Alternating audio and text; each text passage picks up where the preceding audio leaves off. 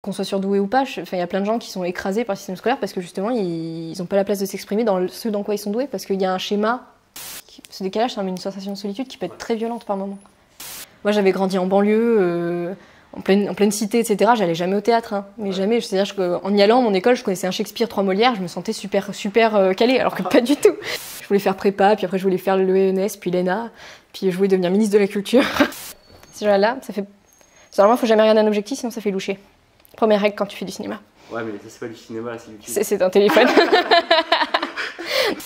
Oyez, oyez YouTube, vous allez regarder la vidéo de Chloé, une surdouée qui, au moment où j'ai fait l'interview, venait de passer les tests de QI. C'est la 5e vidéo que je fais sur la chaîne où j'interviewe des surdoués. Et j'en ai tourné d'autres qui sont pas encore montées, qui sont pas encore sur la chaîne. Et si ces interviews vous plaisent, j'ai un deal à vous proposer. Je vous invite à mettre un pouce ascendant en bas de la vidéo YouTube. Quand celle-ci atteint les 100 pouces ascendants, je publie la prochaine interview. Bon, c'est clairement un chantage au like, mais je pense que c'est un deal gagnant-gagnant. Et j'ai pas honte de vous demander ça, d'autant plus que vous allez le voir dans cette interview, le chantage parfois, ça produit de bons résultats. Et puis je sais que moi, à titre personnel, j'ai pas forcément l'habitude de mettre des pouces ascendants en bas des vidéos que j'apprécie. Ah oui, cette interview est super longue, elle va durer plus d'1h30. Du coup, je vous ai mis dans la description des timecodes pour vous référer aux différentes parties de la vidéo. Et puis surtout, vous pouvez visionner la vidéo en x1,5 ou x2, vous verrez, en fait, on s'y habitue très vite. Sur ce, éteignez vos téléphones, ça va commencer. Je vous souhaite un bon visionnage.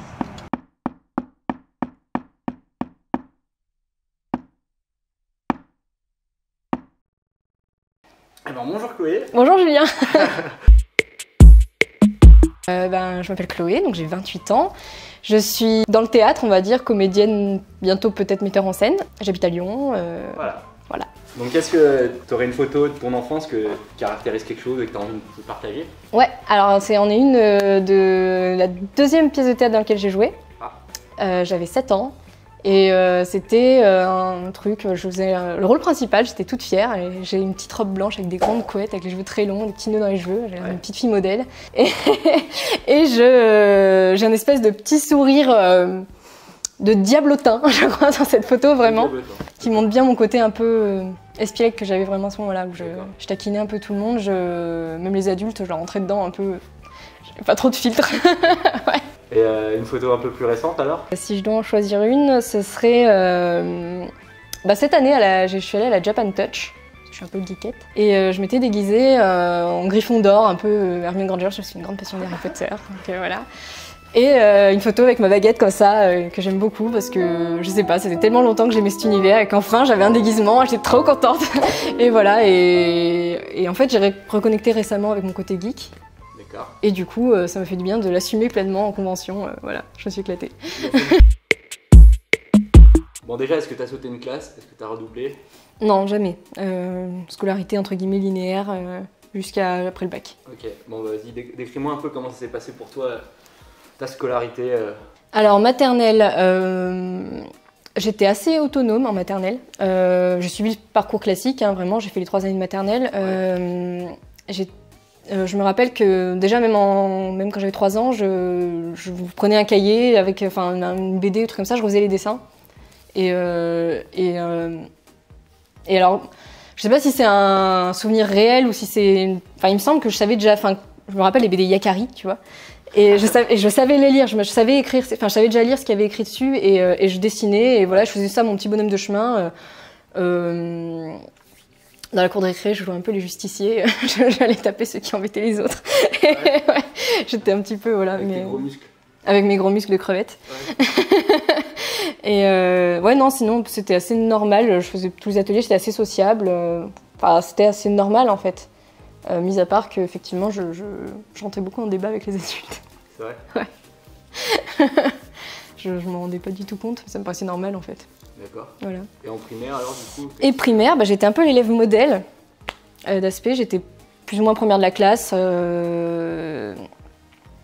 J'étais quasiment jamais punie, les rares fois où c'était arrivé, c'était toujours par injustice totale. Et non mais vraiment. Et genre une fois je m'étais fait punir parce qu'il y avait un gars qui m'embêtait et que je lui avais dit arrête un peu fort quoi. Mais il m'embêtait violemment, il me piquait mes stylos et tout. Ouais, c'était pas sympa quoi. C'est quand même quelque chose de se faire piquer ses stylos. Non mais ouais, attends. non mais la preuve c'est que quand j'avais été mise au coin et le prof de la classe au-dessus était passé et il a vu que j'étais pas bien, je lui ai expliqué, il était allé engueuler ma prof, il avait dit c'était pas juste. Donc c'était vraiment pas juste. Est-ce qu'elle s'est fait virer ou pas? Non, elle s'est pas fait virer, mais en plus elle était gentille en soi en général, mais du coup elle avait reconnu son erreur. Donc j'étais plutôt une élève modèle. Voilà, plutôt une élève modèle. Et ouais, non, enfin, scolarité vraiment facile, entre guillemets, bon, nulle en sport, mais ça c'est parce que côté crevette. Non, à partir du CM1 j'étais nulle en sport, avant j'étais forte en sport. Ah. Ouais. Donc CP, CE1, CE2... Top, jusqu'à fin du CM1 en fait, parce que j'avais un accident en gym, et après, à partir de là, j'avais peur. Mais avant, j'avais même fait gagner le tournoi de foot de mon école primaire. Attends. Beaucoup de respect. 3 buts, j'avais marqué, j'étais un garçon manqué à ce moment-là. Ouais. Voilà, et non, ouais, sinon, très normal. Pas de problème, j'étais super forte en maths à l'époque, plus maintenant. Les arts plastiques aussi, je m'éclatais, la musique, tout ça, c'était... Ouais, t'aimais bien l'école à cette époque. Ouais, j'aimais vraiment bien l'école. J'étais... Au niveau de mes camarades, j'étais un peu la médiatrice. C'est-à-dire, dès qu'il y avait des gens qui se parlaient plus, ben, comme tout le monde m'aimait bien, c'est un peu prétentieux de dire ça, mais je m'entendais avec tout le monde. Du coup, je disais à tout le monde, j'arrête de vous parler, avec une autre copine, on était 2 comme ça. On arrête de vous parler jusqu'à ce que vous soyez calmés. Et après, vous pourrez nous parler si vous réglez vos différends. Ça marchait. La pression... Le chantage à la réconciliation. Ok. Petite technique. Voilà. S'il y a des gens en primaire qui nous regardent... Voilà, bah vous savez, si vous entendez bien avec les gens, s'ils s'engueulent, et ben vous savez ce qu'il faut faire. Il faut faire ça. Voilà. Ok, et au collège, alors, comment ça s'est passé? Le collège, ça a été beaucoup plus difficile. Ouais. Ouais, j'étais... surtout en 6e, 5e. Là, j'étais un peu l'intello de service. J'ai subi un petit peu de harcèlement scolaire, par une fille en particulier. Elle me poussait dans les escaliers, une fois elle a essayé de m'arracher la boucle d'oreille, enfin, c'était assez violent quoi. Ouais. Jusqu'au jour où je me suis rebellée. Dans tous ses potes, je l'ai envoyé paître, assez durement, voilà. Mais ça m'a vachement libérée. Après, j'étais toujours bonne élève, mais à partir de la 4e, je me suis mise un peu plus à sélectionner les matières qui me plaisaient. J'ai arrêté de tout aimer, par exemple la physique, ça me plaisait pas du tout. Mais parce que j'avais aussi une prof qui était pas intéressante, qui était démotivante, qui était pas du tout pédagogue en fait. Elle était pas stimulante en fait, c'est-à-dire qu'elle appliquait un schéma tout fait, et elle s'adaptait à aucun élève, à aucun besoin, à aucun... du coup c'était un cours plat et pas accessible, elle le rendait pas accessible en fait. Elle ressortait ce qu'elle avait déjà fait depuis des années sans... Exactement, c'est ça. C'était pas du tout motivant, alors qu'en soi, la physique, bon, j'y connais pas grand-chose, mais je sais que maintenant, je peux m'y intéresser sur certains points. Il y a des trucs qui sont... Enfin, c'est super intéressant de comprendre comment les choses marchent, mais elle le rendait vraiment pas intéressant parce que le but, c'était d'apprendre par cœur et de restituer, quoi. Donc ça, quelles étaient les matières du coup, que t'aimais bien? Tout ce qui était littéraire, artistique, art plastique, musique, français. J'étais forte en anglais. Je détestais ma prof. Elle était pareil, c'était du par cœur et j'aimais pas. Par contre, il se trouvait que je jouais aux jeux vidéo en anglais, du coup je m'en sortais bien parce que comme j'avais... Ouais, t'apprenais... Voilà. Et du coup j'aimais bien parce que ça, je pouvais un peu la narguer parce qu'elle me disait « Ah bah voilà, vous voyez, Chloé, elle a bien appris sa leçon. » Et en fait non, elle me disait « Comment t'as appris ce mot? T'as appris ta leçon? » Ah non, j'ai joué à un jeu vidéo hier. Ouais. Donc... Ça l'énervait un petit peu. Du coup, elle était un peu déstabilisée, puis elle faisait... Oui, bon chacun sa façon, mais tu sentais qu'elle n'était pas trop d'accord. Ouais, elle aurait préféré que tu apprennes son cours. C'est ça. Ok. Voilà, je trichais un petit peu parce que j'avais une bonne mémoire, donc même sans réviser, je m'en sortais bien en fait quand il fallait tricher. Avoir une bonne mémoire, c'est tricher? Non, c'était de la triche par rapport à d'autres qui galéraient pendant des heures pour apprendre par cœur, et puis quand il fallait ressortir un texte par cœur, moi je m'en souvenais comme ça. Et... Ouais, c'est pas de la triche. Hein. Ouais, le théâtre ça m'a aidé aussi à avoir ça, quoi. C'est-à-dire que je pouvais lire 2-3 fois un texte et j'avais en tête. Et sinon, je me rappelle qu'on avait dû me faire un chantage pour que je réussisse en maths. Ah ouais. Parce que j'avais les capacités, mais j'aimais pas ça. Et en 5e, j'étais tombée, alors que j'avais des super moyennes avant, j'étais tombée à 11 de moyenne, et pour mes parents, c'était la catastrophe. Et du coup, elle me faisait des chantages, elle me disait je t'offrirai des petits carnets, à l'époque c'était Diddle, la grande mode, donc c'était les carnets Diddle, si t'as des bonnes notes en maths, et puis en 2 semaines, je t'ai repassé à 18. Mais, ça marchait, le chantage a marché. Alors. Ouais, c'était totalement intéressée. Okay. Mais bon, ça me plaisait pas pour autant. Donc, message aux parents, cette fois-ci, faites du chantage. C'est ça, tu veux faire un guide de recettes. Le chantage au carnet Diddle. Diddle. Ouais. Ouais, c'est plus trop à la mode par contre, faut trouver autre chose. Alors le lycée, la seconde, pareil, c'est difficile parce qu'il y avait encore toutes les matières qui étaient plus ou moins imposées. Et, tout ce qui était sciences, à l'époque, pareil, c'était toujours un peu un par cœur à régurgiter. Pas du tout. Je trouvais ça intéressant dans le fond, mais dans la forme, ça me stimulait pas du tout, donc je faisais rien. Je faisais rien du tout. Par contre, les langues, le français, tout ça, ça me plaisait toujours autant. Le pire, je crois que c'était en seconde, j'avais pris l'option sciences économiques et sociales. Ouais. Et là, j'ai dû me confronter au monde de l'économie, qui à mes yeux était le monde le plus inhumain possible. Donc j'ai pas du tout aimé et j'arrivais à faire illusion au niveau des notes, à peu près. Il y a eu un petit écart par rapport à la troisième, etc. Mais ça allait. Mais ouais, j'étais un peu perdue, il y avait trop de trucs et c'était pas un truc cohérent, il y avait trop de tout et n'importe quoi et du coup il n'y avait pas de vrai fil conducteur qui me parlait. Ouais. Du coup, l'impression qu'on te donnait des infos comme ça sans vraiment comprendre le sens ou sans... Ouais, sans but en fait. C'est-à-dire que pour moi ça m'apparaissait vraiment comme vous êtes tous là, on sait pas trop encore dans quoi vous allez vous diriger, donc on vous donne de tout dans le doute. Mais on sait pas à quoi ça nous-mêmes on sait pas à quoi ça va vous servir. Du coup c'était pas très motivant, oui, quoi. Des côtés un peu imposé, un peu arbitraire qui me plaisait pas trop. Ouais. Voilà, mais après il y avait des matières, j'aimais beaucoup. En général, c'est quand le prof est passionnant et passionné. Ouais, ça c'est vraiment quelque chose qui... Ouais, ça me motivait complètement. Enfin, déjà, côté bête, rien que pour lui faire plaisir déjà, j'avais envie. Quand la personne était à fond, elle se donne à fond, tu dis bon allez, on va essayer de se motiver parce qu'elle y va à fond quoi. Donc. Et donc t'as pas eu de prof passionné et passionnant dans les sciences au lycée? Non. Pas, en tout cas pas en seconde. Pas en seconde. J'avais une prof d'SVT qui était super gentille et qui était trop mignonne, donc j'essayais d'avoir des bonnes notes. C'est une petite mamie, elle était toujours à nous faire des petits compliments. On fait des bruits comme des petits chefs, elle disait. C'était drôle, elle était mignonne quoi. Mais du coup j'essayais de faire illusion, mais c'est vrai que ça m'intéressait pas trop. Comment ils auraient pu faire en sorte de t'intéresser alors? En fait je trouve qu'ils nous infantilisaient vachement dans la façon de travailler. Ouais. Et ça me frustrait beaucoup. Et je pense que ils auraient donné un sujet puis on cherche. Tu vas nous donner la possibilité de chercher vraiment et pas tout prémâcher, pas... Parce que même les questions qu'ils nous posaient, par exemple, quand il y avait des questionnaires à faire en SVT, c'était hyper dirigé finalement les réponses. Tu voyais qu'il y avait un truc qu'ils attendent et pas d'autres. Et ouais, c'était vachement dirigiste et on n'était pas assez libre en fait dans la recherche, on n'avait pas vraiment de démarche personnelle à faire. C'est ça qui m'a manqué. Et après, quand je suis passée du coup en première terminale, je suis allée en littéraire, là d'un coup ça m'a beaucoup plus stimulée parce que déjà il y avait un fil conducteur, il y avait une logique, il y avait... il y avait vraiment quelque chose il y avait une liberté de chercher, il y avait vraiment...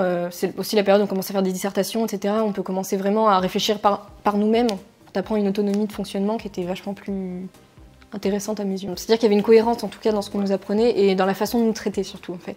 C'est-à-dire qu'on n'était plus ceux à qui on donne tout au pif. on était plus ok, d'accord, vous avez choisi votre voie, et maintenant explorez-la.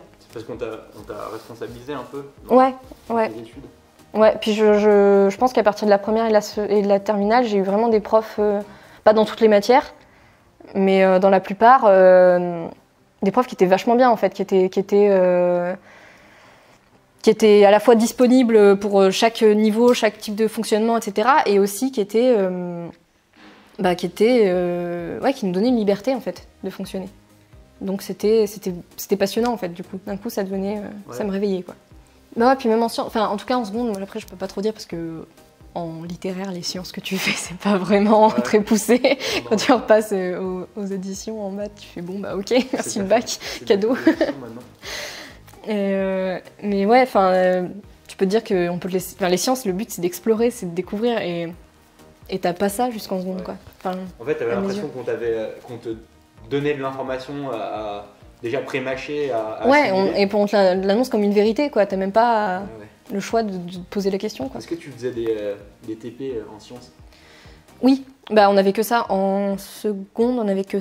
Non. Ouais si, on avait que ça, on avait que des TP. Ça te plaisait pas? Ça dépendait quoi.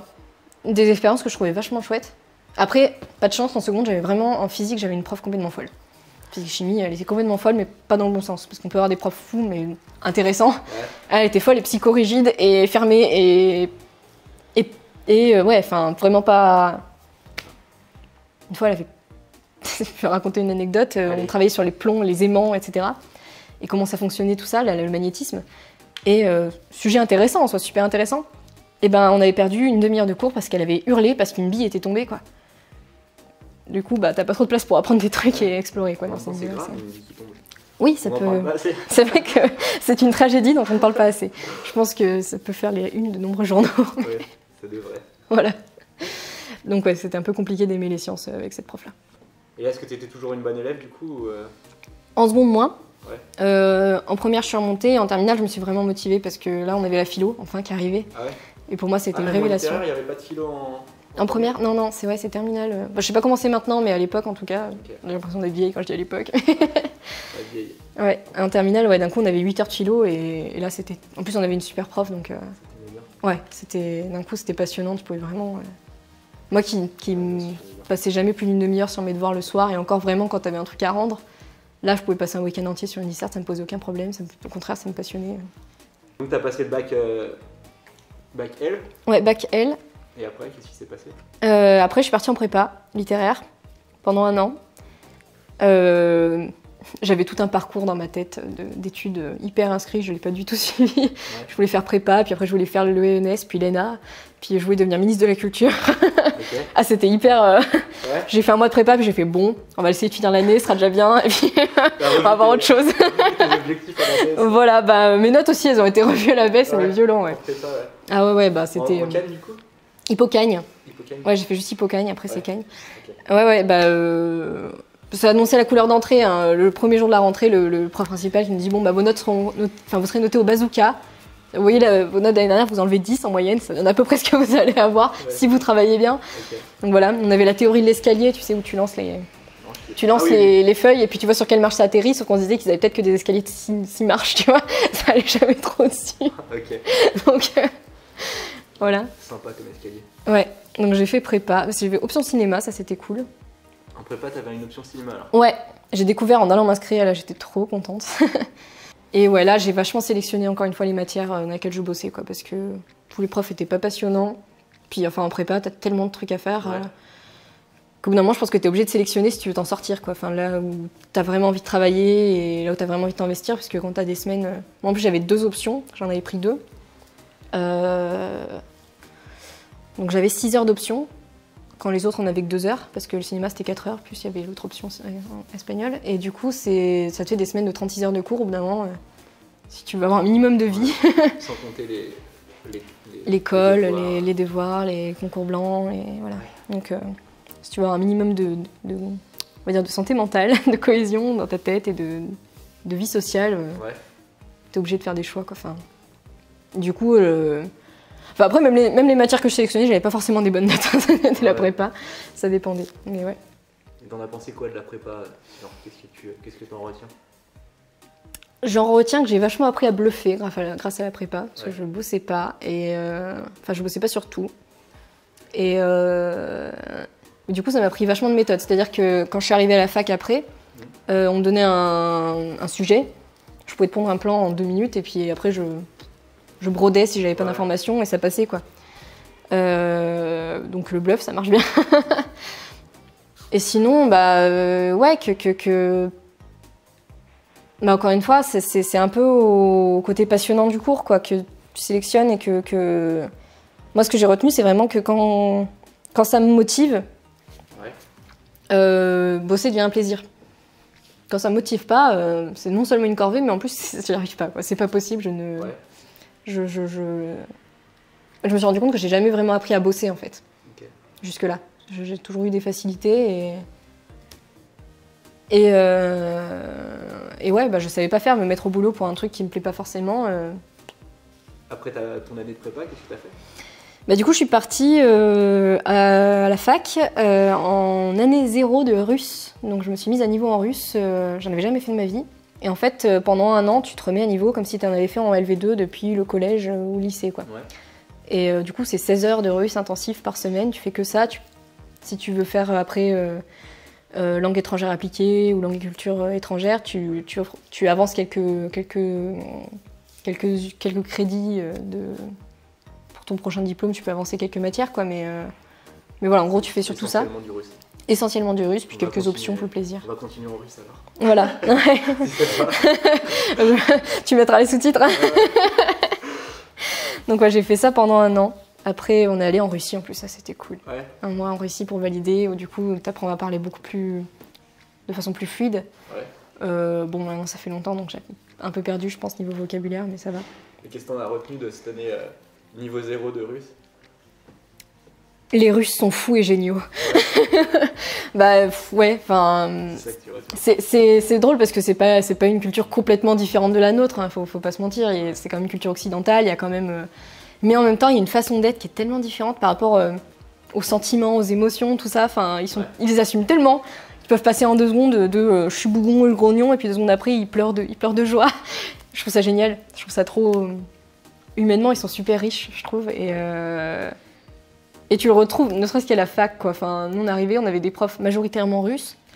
Et le premier cours qu'on avait, dès qu'on faisait une erreur de grammaire, on disait « cadavre ». Je fais « oh ok, c'est la méthode russe ». C'était trop bien, du coup, c'était motivant, quoi. C'était drôle. Il y avait beaucoup d'humour aussi. Donc c'était, je sais pas, il y avait un côté humain qui était vachement chouette. Qui t'a bien plu. Ouais, okay. Complètement. Et donc après ton année... En année de russe, bah, du coup j'ai fait une année de LEA anglais-russe. Donc cours d'anglais, cours de russe avec de la civilisation, ça c'était super intéressant. Mais des sciences sociales, et ça c'était vachement moins à mon goût. Parce que je pense que c'était intéressant, mais ça me plaisait moins. Économie, droit, voilà, c'est pas trop mon truc. Après du coup je suis partie faire du théâtre. En école privée de théâtre, vraiment que de la pratique, parce que j'en fais depuis que j'ai 7 ans. Et là, enfin, je pense que c'est la première fois où vraiment, je me suis dit, en sortant de cours, après genre 2 semaines de cours, je me suis dit, putain, tout ce que je fais, tout, j'aime, c'est trop bien. Enfin, je suis passionnée, c'est à fond et je me sens trop bien. Pourtant, à côté, je bosse au McDo pour payer mes études, mais je me sentais quand même bien, quoi.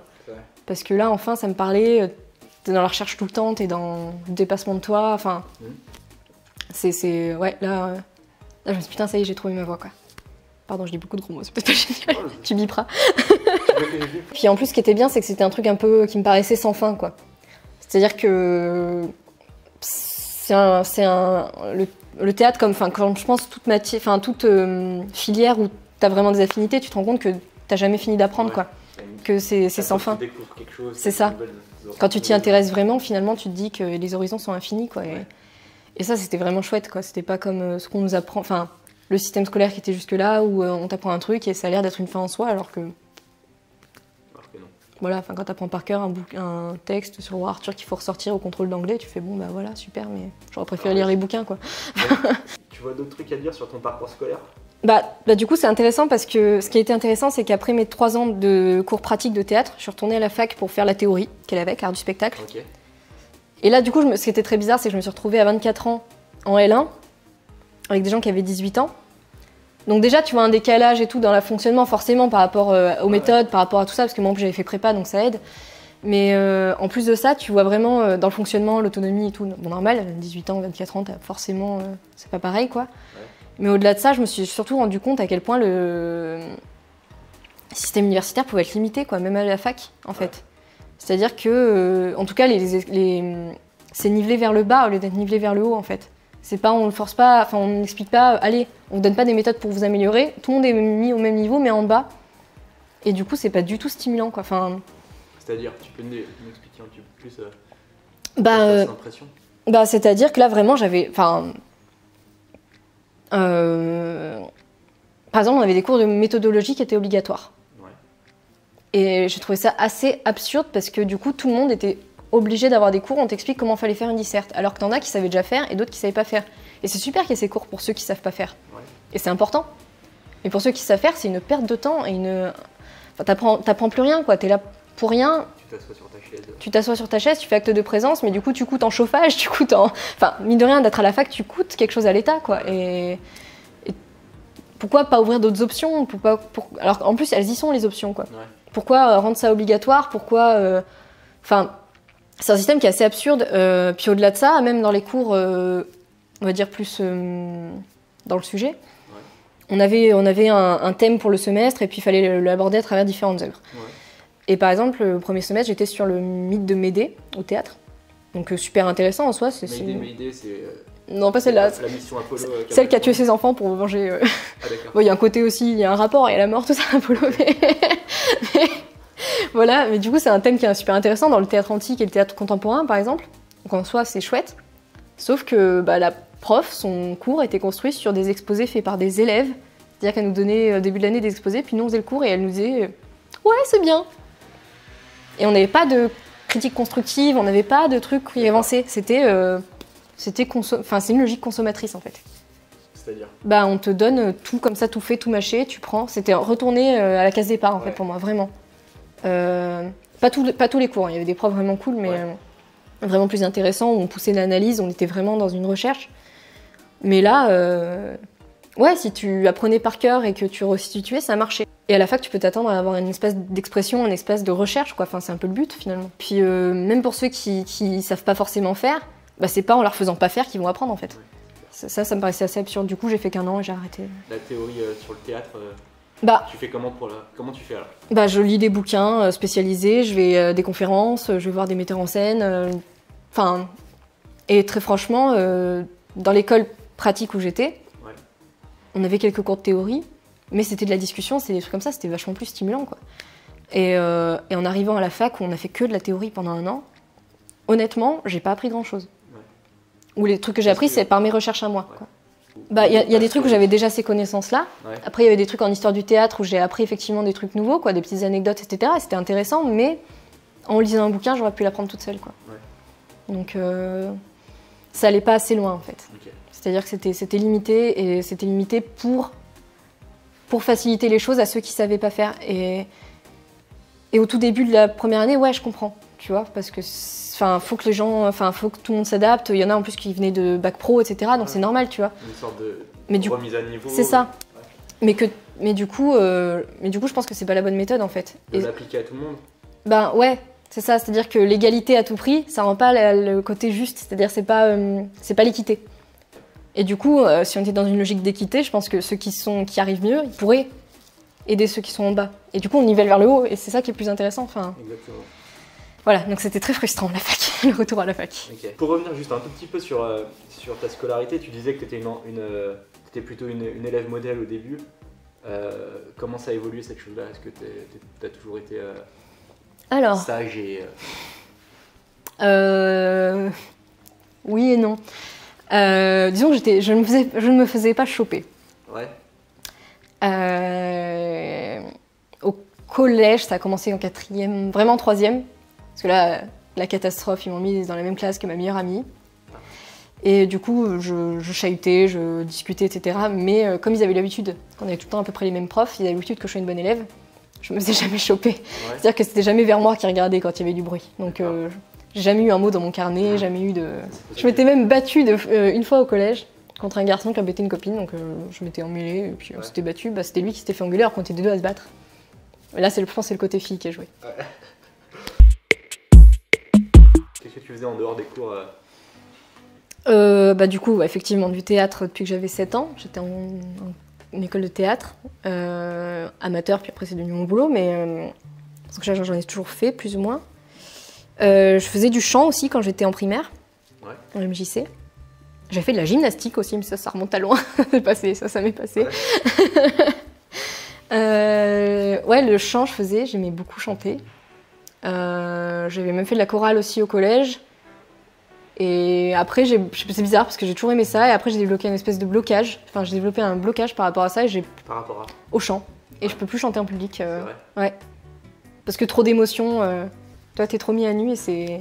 c'est vrai. Maintenant, seul, dans mon coin, ça y va, quoi. Mais quand je sais qu'il y a quelqu'un... Et le théâtre, ça pose pas de problème Non, c'est curieux. Parce que quand tu chantes, c'est toi. Et quand tu fais du théâtre, c'est quelqu'un d'autre, peut-être. Il y a ce côté masque au théâtre qui te protège. Et la voix, c'est tellement à l'intérieur, tu vois, que... Ouais, c'est hyper intime. Enfin... Après, sur le coup, je le raisonne pas à ce point-là, tu vois, mais c'est dans les tripes, quoi. La voix, j'ai l'impression d'être vraiment à nu. Et... ça, c'est quand tu chantes sous la douche, mais... Techniquement, mais c'est tellement intime que ça...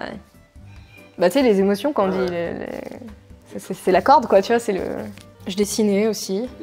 Ouais, du dessin. Quand j'étais petite, avec ma cousine notamment, on faisait tout le temps, on refaisait des dessins qu'on voyait, etc. Ouais, tu veux faire un coucou à ta cousine? Coucou Mathilde.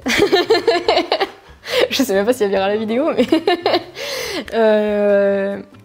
Ouais, non, mais voilà, je faisais des dessins. Après, au collège, j'ai commencé à faire un peu des BD, à inventer des histoires.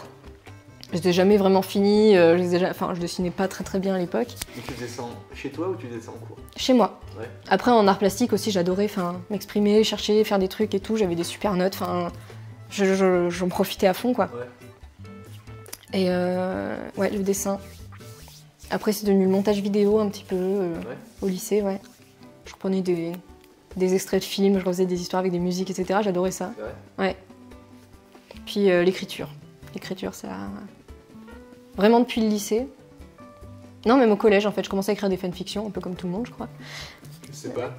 Tous ceux qui ont fait l'écriture, je pense qu'on a commencé plus ou moins par là. Comme tous ceux qui ont fait de l'écriture, mais pas comme tout le monde. Oui, non, mais comme tous ceux qui ont fait de l'écriture, ouais, effectivement.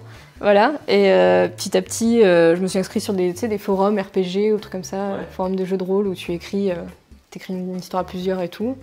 Et au départ, mes potes faisaient 2 lignes, puis petit à petit, ils faisaient 3 pages. C'était voilà, un vrai plaisir d'écrire et ouais. Et tu continues ça, l'écriture? Bah maintenant, c'est vraiment ce que j'ai envie de faire. Je me rends compte que encore plus que le théâtre, l'écriture, ouais, c'est... Maintenant, en ce moment, j'écris des scénarios de jeux de rôle, tu vois.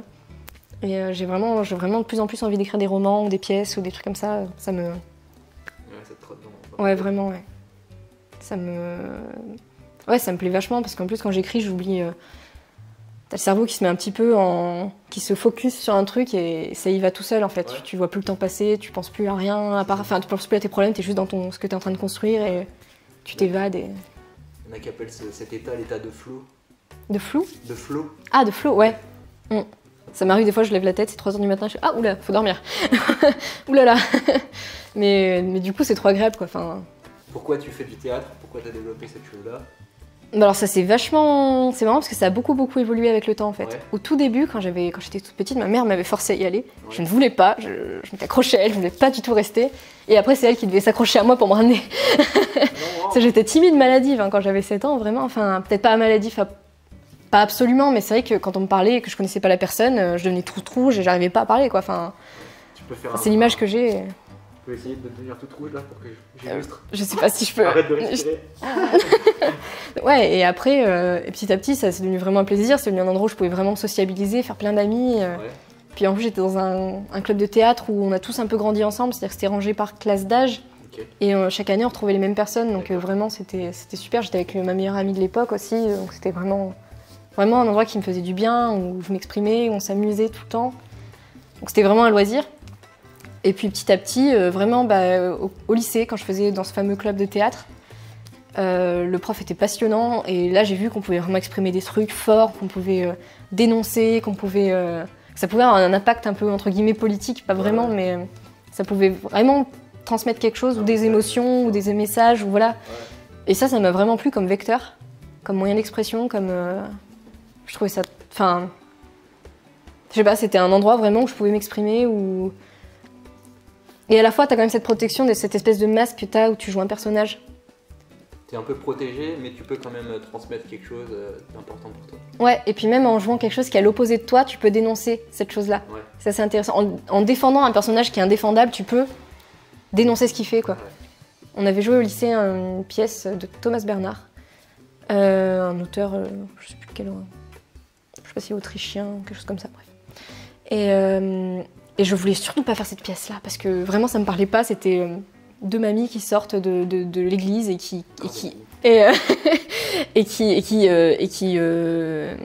commandent tout ce qui se passe. Elles voient un mec en train de creuser une tombe et elles partent en ragot. Et ça va jusqu'à... t'en as une des deux qui est nymphomane et t'as l'autre qui est raciste, mais comme c'est pas permis de l'être, quoi. Et moi je jouais la mamie raciste et c'était à l'opposé de tout ce en quoi je croyais. Et puis en plus vraiment ça allait loin à la fin de la scène. Elle finissait par dire les Turcs, faut les gazer, c'est horrible. Enfin, rien que de dire ça, rien qu'à le lire, j'ai envie de vomir, quoi. C'est pas possible, quoi. Je peux pas. Et du coup, le jouet, j'étais là, mais je vais jamais assumer de dire ça. Enfin, et finalement, on s'est tellement amusé à les tourner en dérision, à pousser le truc. En plus, ça nous a permis de faire 2-3 petits montages, c'est-à-dire de changer des phrases de place, etc. que du coup on s'était amusé à, juste après ce moment où elle s'énerve, où elle s'emporte, on avait rajouté la phrase où elle croise le curé qui passe, et dit Dieu vous bénisse monsieur le curé, et du coup ça faisait vraiment le décalage entre le masque sociable, oh là là je suis quelqu'un de propre sur moi, et cette horreur qu'elle venait de dire quoi. Ouais. Et là je m'étais tellement éclatée à trouver juste cette idée, on pouvait s'exprimer et mettre quelque chose de fort quoi. Et là j'ai découvert que vraiment on pouvait, en étant quelqu'un d'autre, raconter des choses, enfin passer des messages qui nous sont intimes, en dénonçant, enfin je sais pas, c'était... Ouais, transformer le personnage C'est ça. que tu joues pour faire passer un message même à l'opposé de ce que lui veut dire. Exactement. Et là maintenant, ta relation au théâtre, elle est comment? Bah alors quand j'ai fait mon école, vraiment j'étais que là-dedans. J'en ai oublié mon côté un peu geek. Enfin, je me rends compte que j'ai laissé de côté plein d'aspects de ma personnalité pour un peu me coller peut-être au modèle artiste, tu vois. Parce que tous ceux qui étaient dans ma classe, personne n'était un peu geek, personne n'était trop... tu vois, il fallait être à fond dedans, dans l'art. Ouais, connaître toutes les pièces de théâtre. Ça, tu pourras jamais, mais ouais. C'est-à-dire au moins faire culture. illusion, pouvoir citer des noms, etc. Alors moi, les metteurs en scène... Enfin, moi, j'avais grandi en banlieue, en pleine cité, etc. J'allais jamais au théâtre, hein, mais jamais. C'est-à-dire qu'en y allant à mon école, je connaissais un Shakespeare, 3 Molières, je me sentais super calée, alors que pas du tout. Alors pas du tout. Et ouais, du coup, j'étais que là-dedans. Et à la fois, ça me faisait beaucoup de bien, et à la fois, ça m'a vachement limitée, finalement. Qu'est-ce qui t'a limité? Bah du coup, en fait, j'ai renié toute une partie de ce qui me plaisait, de ce qui me parlait, de tout ce qui fait aussi ma personnalité, finalement, quoi. Tu vois, tu l'as donné chez toi, tu le... Voilà, je limite. Tu copiais un petit peu le cadre. C'est ça, pour me fondre dans le moule, et du coup... Bah alors qu'en fait, il n'y avait pas besoin, justement, plus ta personnalité, mieux c'est dans un domaine artistique, plus t'as... Et du coup, je l'ai complètement mis de côté, et là, maintenant, ça fait juste Bah, ça fait vraiment 1 an que j'ai renoué avec tout ça, et que là, d'un coup, je me dis, ok, c'est bien, mais du coup, le jeu, bizarrement, ça me plaît de moins en moins. Ah ouais. Et j'ai plus envie de... Peut-être aussi parce que j'ai donné des cours de théâtre, et que du coup, j'ai pu tester la direction d'acteur, et puis voir un peu aussi à quel point tu peux avoir un espace de créativité quand tu diriges, plus que quand t'es sur scène. Que t'as pas quand t'es acteur? Bah moins, ouais. Parce que forcément, tu dois te plier à plus ou moins à la vision du metteur en scène. Et du coup, t'as un champ d'expression, t'as un champ de recherche, mais on va te donner un cadre. Alors que si t'es derrière, c'est toi qui vois, c'est toi qui cherche, c'est toi qui... C'est toi qui as la vision globale et qui dirige, qui transmet un peu le message général, quoi. C'est ça. C'est toi qui vois comment tu vas exprimer le truc. C'est toi qui vas aussi voir l'analyse que t'as de la pièce. Ouais. Enfin, moi, après, ça c'est mon point de vue, mais tout le monde fait pas comme ça. Aussi en accord avec la vision qu'ont les acteurs, forcément. Mais ouais. Et puis, ce que j'aime beaucoup aussi, c'est que du coup, tu peux aller pousser tes acteurs ou tes élèves, du coup, jusqu'à leurs limites. Enfin, essayer de tester, leur montrer qu'ils sont capables de faire des trucs dont ils soupçonnaient pas. Et ça, c'est hyper gratifiant et c'est encore plus stimulant. Enfin, maintenant, j'en suis là. Ok. Donc voilà, maintenant plus la mise en scène, l'écriture. L'écriture aussi et la mise en scène. La mise en scène. Ouais. Tu me parlais du fait que tu étais une geekette. Ouais. Tu veux un petit peu développer ce point? Oh là, je suis soft, hein. Enfin, je sais pas si on peut vraiment parler de soft ou pas, mais c'est-à-dire que jeux vidéo c'est un peu moins mon truc, à part les RPG, les trucs comme ça, tu vois. Là maintenant, ça fait 1 an que je fais du jeu de rôle par exemple. Au départ, j'ai commencé comme joueuse, là ça fait 3 mois que je suis maître du jeu.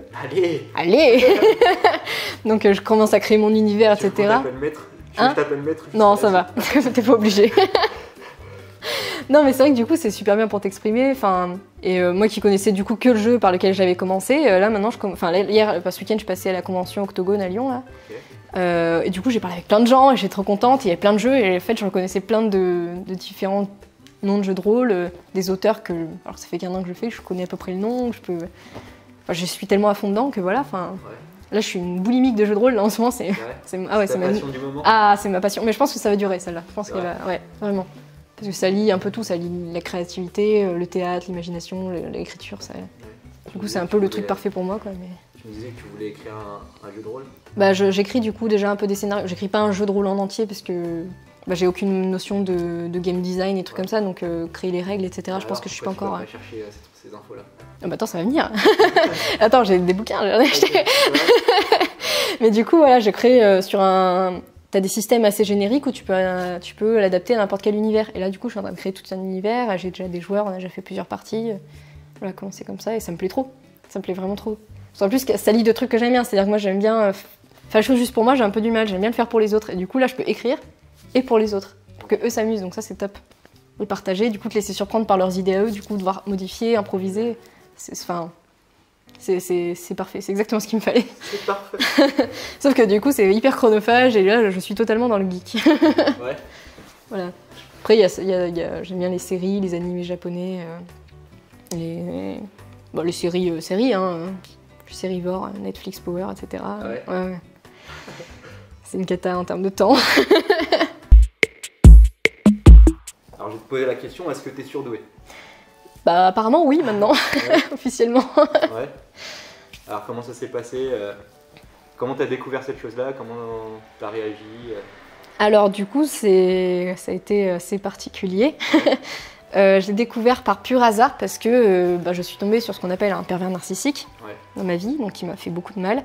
Et en me sortant de cette relation toxique, j'ai regardé des vidéos sur le sujet et je suis tombée par le fil de vidéos de YouTube sur une vidéo où quelqu'un parlait justement des pervers narcissiques qui choisissaient beaucoup les surdoués comme victimes parce que ils avaient plus de nourriture entre guillemets à prendre chez eux. Donc nourriture émotionnelle, tout ça. Ouais. Et du coup, par curiosité, j'ai regardé la vidéo qui suivait qui parlait de surdoués. Et je me suis reconnue sur beaucoup de points. J'ai fait, mais non, c'est bizarre, moi, je suis pas. Donc, voilà. c'est-à-dire que tout le temps, je me suis toujours sentie un petit peu en décalage. Ouais. Quelle originalité. Mais c'est vrai, c'est-à-dire que j'ai toujours senti. Je pensais que c'était. Honnêtement, au départ, je me disais, c'est la crise d'ado, comme tout le monde, tu te sens pas compris, personne ne te comprend, etc. C'est parce que voilà, t'as besoin de te les jouer drama queen, tu vois. Ouais. Mais ça a perduré en fait, cette sensation de ne pas être en phase, où des fois j'avais l'impression que je pouvais comprendre plus vite que d'autres certains trucs, et d'autres trucs qui me paraissaient mais énormes, et moi je n'étais pas capable, alors que c'était des trucs tout simples, tu vois, par exemple rire à une blague, moi il me fallait un temps des fois, mais pas toutes les blagues, tu vois, mais... Ouais. Et en même temps, moi mes blagues personne ne les comprenait jamais, tu vois, frustration. C'est bizarre quand les gens comprennent pas des blagues. Mais ouais, c'est trop horrible. Et voilà, et du coup, je me sentais que sur certains points, personne ne me comprenait. Et là, il y a eu ces mots qui ont été placés dans cette vidéo et qui m'ont fait écho, quoi. Je me dis, putain, ça c'est ce que je ressens. Ouais. Donc je suis peut-être pas toute seule, mais je suis pas surdouée, donc c'est bizarre. Ok. Et du coup, j'ai regardé d'autres vidéos au fur et à mesure, et je me suis dit, putain, je me reconnais quand même sur beaucoup de points, mais... Enfin, j'avais quoi? J'avais 23 ans. J'avais 23 ans, tu le sais quand même, si t'es surdouée. J'avais un peu le cliché du surdoué dans la tête, tu vois. Enfin, du petit génie ou du tu le sais, t'as sauté des classes, etc. Enfin... Ouais, c'est ça que t'avais en tête comme image pour le surdoué. Ouais. Du coup, moi, je me reconnaissais pas du tout dedans. D'accord. Puis le temps a passé, le doute s'est infiltré, et puis à la fac, justement, en art du spectacle, j'ai rencontré un gars qui l'était, et qui m'a dit... Enfin, on en a discuté et tout, puis je me suis encore une fois reconnue, quoi. Ok. Puis petit à petit, le temps a passé, je me suis de plus en plus posé la question jusqu'à cette année vraiment où j'avais besoin d'une réponse, doute, et j'ai franchi le cap, j'ai passé le test. Et il y a 3 semaines, j'ai eu la réponse, effectivement, voilà, je le suis. Donc, D'accord. Et alors, qu'est-ce que ça t'a évoqué du fait de savoir que tu étais surdoué? Un grand soulagement. Ouais. Il y a plusieurs phases vraiment, mais vraiment un soulagement dans le sens où waouh, je suis pas toute seule. Disons que je suis pas une extraterrestre isolée, je suis une extraterrestre parmi d'autres, ça c'est chouette. Et toutes les fois où on a pu me juger, à me dire je suis trop ci, trop ça, etc. En fait non, je suis moi et j'ai pas à m'excuser de l'être en fait. Ouais. Et ça fait du bien. Du coup, ça a mis un mot un peu sur un peu tes doutes. Sur mes doutes, sur mes jugements sur moi-même aussi, parce que je parle des jugements des autres, mais eux c'est assez inconscient. Moi, sur moi, je peux être très... je suis hyper intransigeante avec moi-même, hein. Je me permets des trucs que je permettrais à personne de me dire. Mais ouais. Et du coup, là je me suis dit, t'as peut-être pas de raison d'être aussi dur, quoi. Enfin, à chaque fois que tu fais un truc, t'as l'impression de le faire de travers par rapport aux autres. Personne ne comprend trop, t'es jamais sur la même longueur d'onde, t'as peut-être un problème, quoi. Puis tu peux passer, comme il y a une hyper émotivité, si tu peux passer du rire aux larmes, tu peux passer une journée super, puis à la fin de la journée pleurer comme une madeleine, je sais pas pourquoi, et inversement passer une journée horrible, puis après tu rigoles comme une tarée. Je sais pas. Et c'est une espèce de balance, et je me dis, je suis peut-être bipolaire, qu'est-ce qui se passe? Et en fait, non, parce qu'il n'y a pas ce côté maniaque, donc c'est pas une maniaquerie, T'es pas maniaque? Non, j'ai peut-être quelques tocs, bon, d'accord. Bon, ça a pas mis une fin totale à mes doutes, parce que je pense que ça sera toujours là, ça fait partie de ma personnalité aussi, mais en tout cas, ça a mis fin à ces doutes sur ce sujet-là. C'est-à-dire que, ok, t'es pas normal, mais c'est normal. Ça peut être normal. Personne ne l'est finalement, et voilà. Enfin, j'avais besoin qu'on me le dise en fait, de l'entendre et de. Puis en plus, je pense que j'ai eu de la chance, je suis tombée sur une psy vachement chouette quand j'ai fait le test, et elle m'a dit des phrases qui m'ont bien marquée, quoi. C'est tout bête, mais tu vois, la sensation de décalage que j'ai eue, elle m'a dit bah ouais, mais les autres peut-être qu'aussi ils se sentent en décalage avec vous. Ouais. Et j'avais jamais vu, c'est paraît évident, mais j'avais jamais vu sur ce point-là, et du coup ça permet de mettre aussi les choses sous un autre angle, et waouh, ça fait du bien quoi. Je pense que ça me permet de gagner en confiance en moi, parce que ouais, toutes les fois où je me suis sentie vraiment bêta, maladroite, etc., bah en fait c'est juste que je fais autrement, et c'est pas grave. Ouais. Donc ça dédramatise un peu plein de trucs. Et du coup, bah, moi qui me sentais des fois un peu bête, bah, en fait non, je suis pas plus bête qu'une autre et je suis pas plus intelligente que d'autres non plus, mais ouais, enfin, faut que j'arrête de me déprécier en fait, tout simplement, tu vois. Enfin, ça m'a apporté ça aussi, quoi, que j'ai des capacités, donc putain, faut que j'en profite. C'est plutôt positif. Est-ce que c'est quelque chose avec laquelle t'es à l'aise de discuter? Bah, ça dépend avec qui, je pense, tu vois. Quand j'ai fini le test, j'ai quand même dit à mes parents. Ouais. Ça me semblait important qu'ils le savent. Tu n'en avais pas parlé avant? Bah, je leur avais dit que, genre 2 semaines avant, je leur avais dit que je voulais passer le test. Okay. Je pense que c'était assez difficile de communiquer là-dessus avec eux. Après, on n'a pas décortiqué le sujet à fond. Voilà, on n'a pas fait de soirée où on en parlait vraiment autour d'une table et tout ça. C'était vite fait au téléphone en 2 minutes, avec une petite blague. Mon père qui m'a dit bon, c'est pas grave, on t'aime quand même, tu vois. Mais t'en veux pas, tu vois. Ça vaut mieux le prendre comme ça. Mais ouais, je suis pas rentrée plus que ça sur le sujet. Après, j'ai des amis à qui j'en ai parlé parce que vraiment j'en avais besoin, puis je sais que c'est des gens de confiance et ça m'a fait du bien d'en parler. Je pense que ça dépend vraiment avec le feeling que je peux avoir avec la personne. Il y a des gens à qui j'ai pas du tout envie d'en parler, où je le sens, ou quand ils me disent quoi de neuf, il s'est passé quelque chose d'important dans ta vie, mais tu fais ça, je leur en parlerai pas parce que non, pas confiance. Enfin, je sais pas si c'est un problème de confiance ou un problème de simplement de feeling en fait. T'as peur de quoi en disant? Bah, peur du côté l'image de prétentieux qu'on peut te donner. Non, bah ça va, ça pète celle-là. On se prend pour plus intelligente qu'elle n'est, tu vois. Enfin, peur de blagues mal placées dessus aussi, tu vois. Enfin, ouais, je pense que après c'est quelque chose d'intime en fait finalement ton fonctionnement, donc tu peux pas en parler avec tout le monde, je pense. J'ai pas l'impression que ce soit une honte pour l'instant. Enfin, après, c'est tout neuf, donc. Mais ouais, enfin. Tout comme je pense que personne ne va parler de ses problèmes intimes à tout le monde, tu vois, c'est normal. Donc, je pense que voilà, c'est trouver un bon équilibre à qui t'en parle, à qui t'en parle pas. C'est pas un tabou pour l'instant. Ouais, bah voilà, ça me définit pas non plus complètement, quoi. Tu vois, je veux pas non plus l'étiquette là. Et puis, enfin, le but c'était pas de trouver une étiquette, le but c'était de me sentir, enfin, de trouver des gens qui me comprennent et de moi-même me comprendre en fait finalement. D'accord. Tu parlais du fait de te sentir en décalage. Tu peux m'en dire plus sur comment tu te sentais sur ta différence Bah, c'était assez, à la fois à l'intérieur et à la fois ce que les autres me renvoyaient, en fait. À l'intérieur, c'était vraiment ce côté où j'avais l'impression des fois d'aller beaucoup trop vite et que les autres étaient super lents. Mais sur certains points, hein, pas surtout, au contraire, des fois j'avais l'impression que c'est moi qui étais super lente et les autres allaient trop vite pour moi, tu vois. Enfin, où t'es jamais dans le bon timing, mais jamais. Et ouais, enfin. T'as un petit exemple sur ça? Mais enfin, je pense que j'en ai tellement que c'est difficile d'en choisir un, tu vois, mais. Ouais, bah par exemple, là, il y a pas longtemps, j'étais avec un ami et on discute de vachement. Enfin, on peut discuter de plein de trucs, c'est super intéressant, super agréable.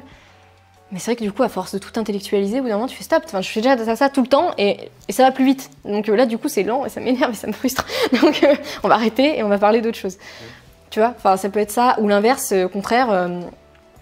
Quelqu'un qui te parle où on est dans un rythme un peu speed dans la rue, marcher, et puis d'un coup je vois un truc et je peux rester 1 heure devant et plus du tout écouter, être parti et être là, et puis l'autre est parti loin dans la conversation, c'était important mais complètement décroché parce que j'ai vu un truc joli ou un truc drôle ou voilà, et rester devant mais comme une gamine, tu vois, comme un enfant qui découvre. Voilà, tu vois. Qui voit un papillon passer. Non mais c'est ça, tu vois, en plein milieu d'une phrase ou en train de pleurer, puis d'un coup, oh une pomme, tu vois, c'est un peu ça l'idée, où t'es complètement à la ramasse.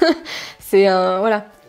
Sentiment de décalage là, du coup tu l'as ressenti tôt, enfin jeune?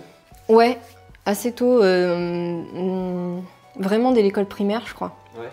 Sur certains points, hein, pas sur tout, mais c'est vrai qu'il y avait plein de trucs où je sais, par exemple, tu vois, j'ai 2 frères et sœurs, enfin un frère et une sœur, et je voulais jouer toute seule parce que quand je jouais avec eux, ça m'énervait parce que déjà ils n'allaient pas dans le sens que j'avais imaginé de l'histoire qu'on était en train de créer, donc ça m'énervait. C'est moi l'histoire. Ouais, t'as un côté un peu dirigiste, hein, j'avoue. Déjà, mais...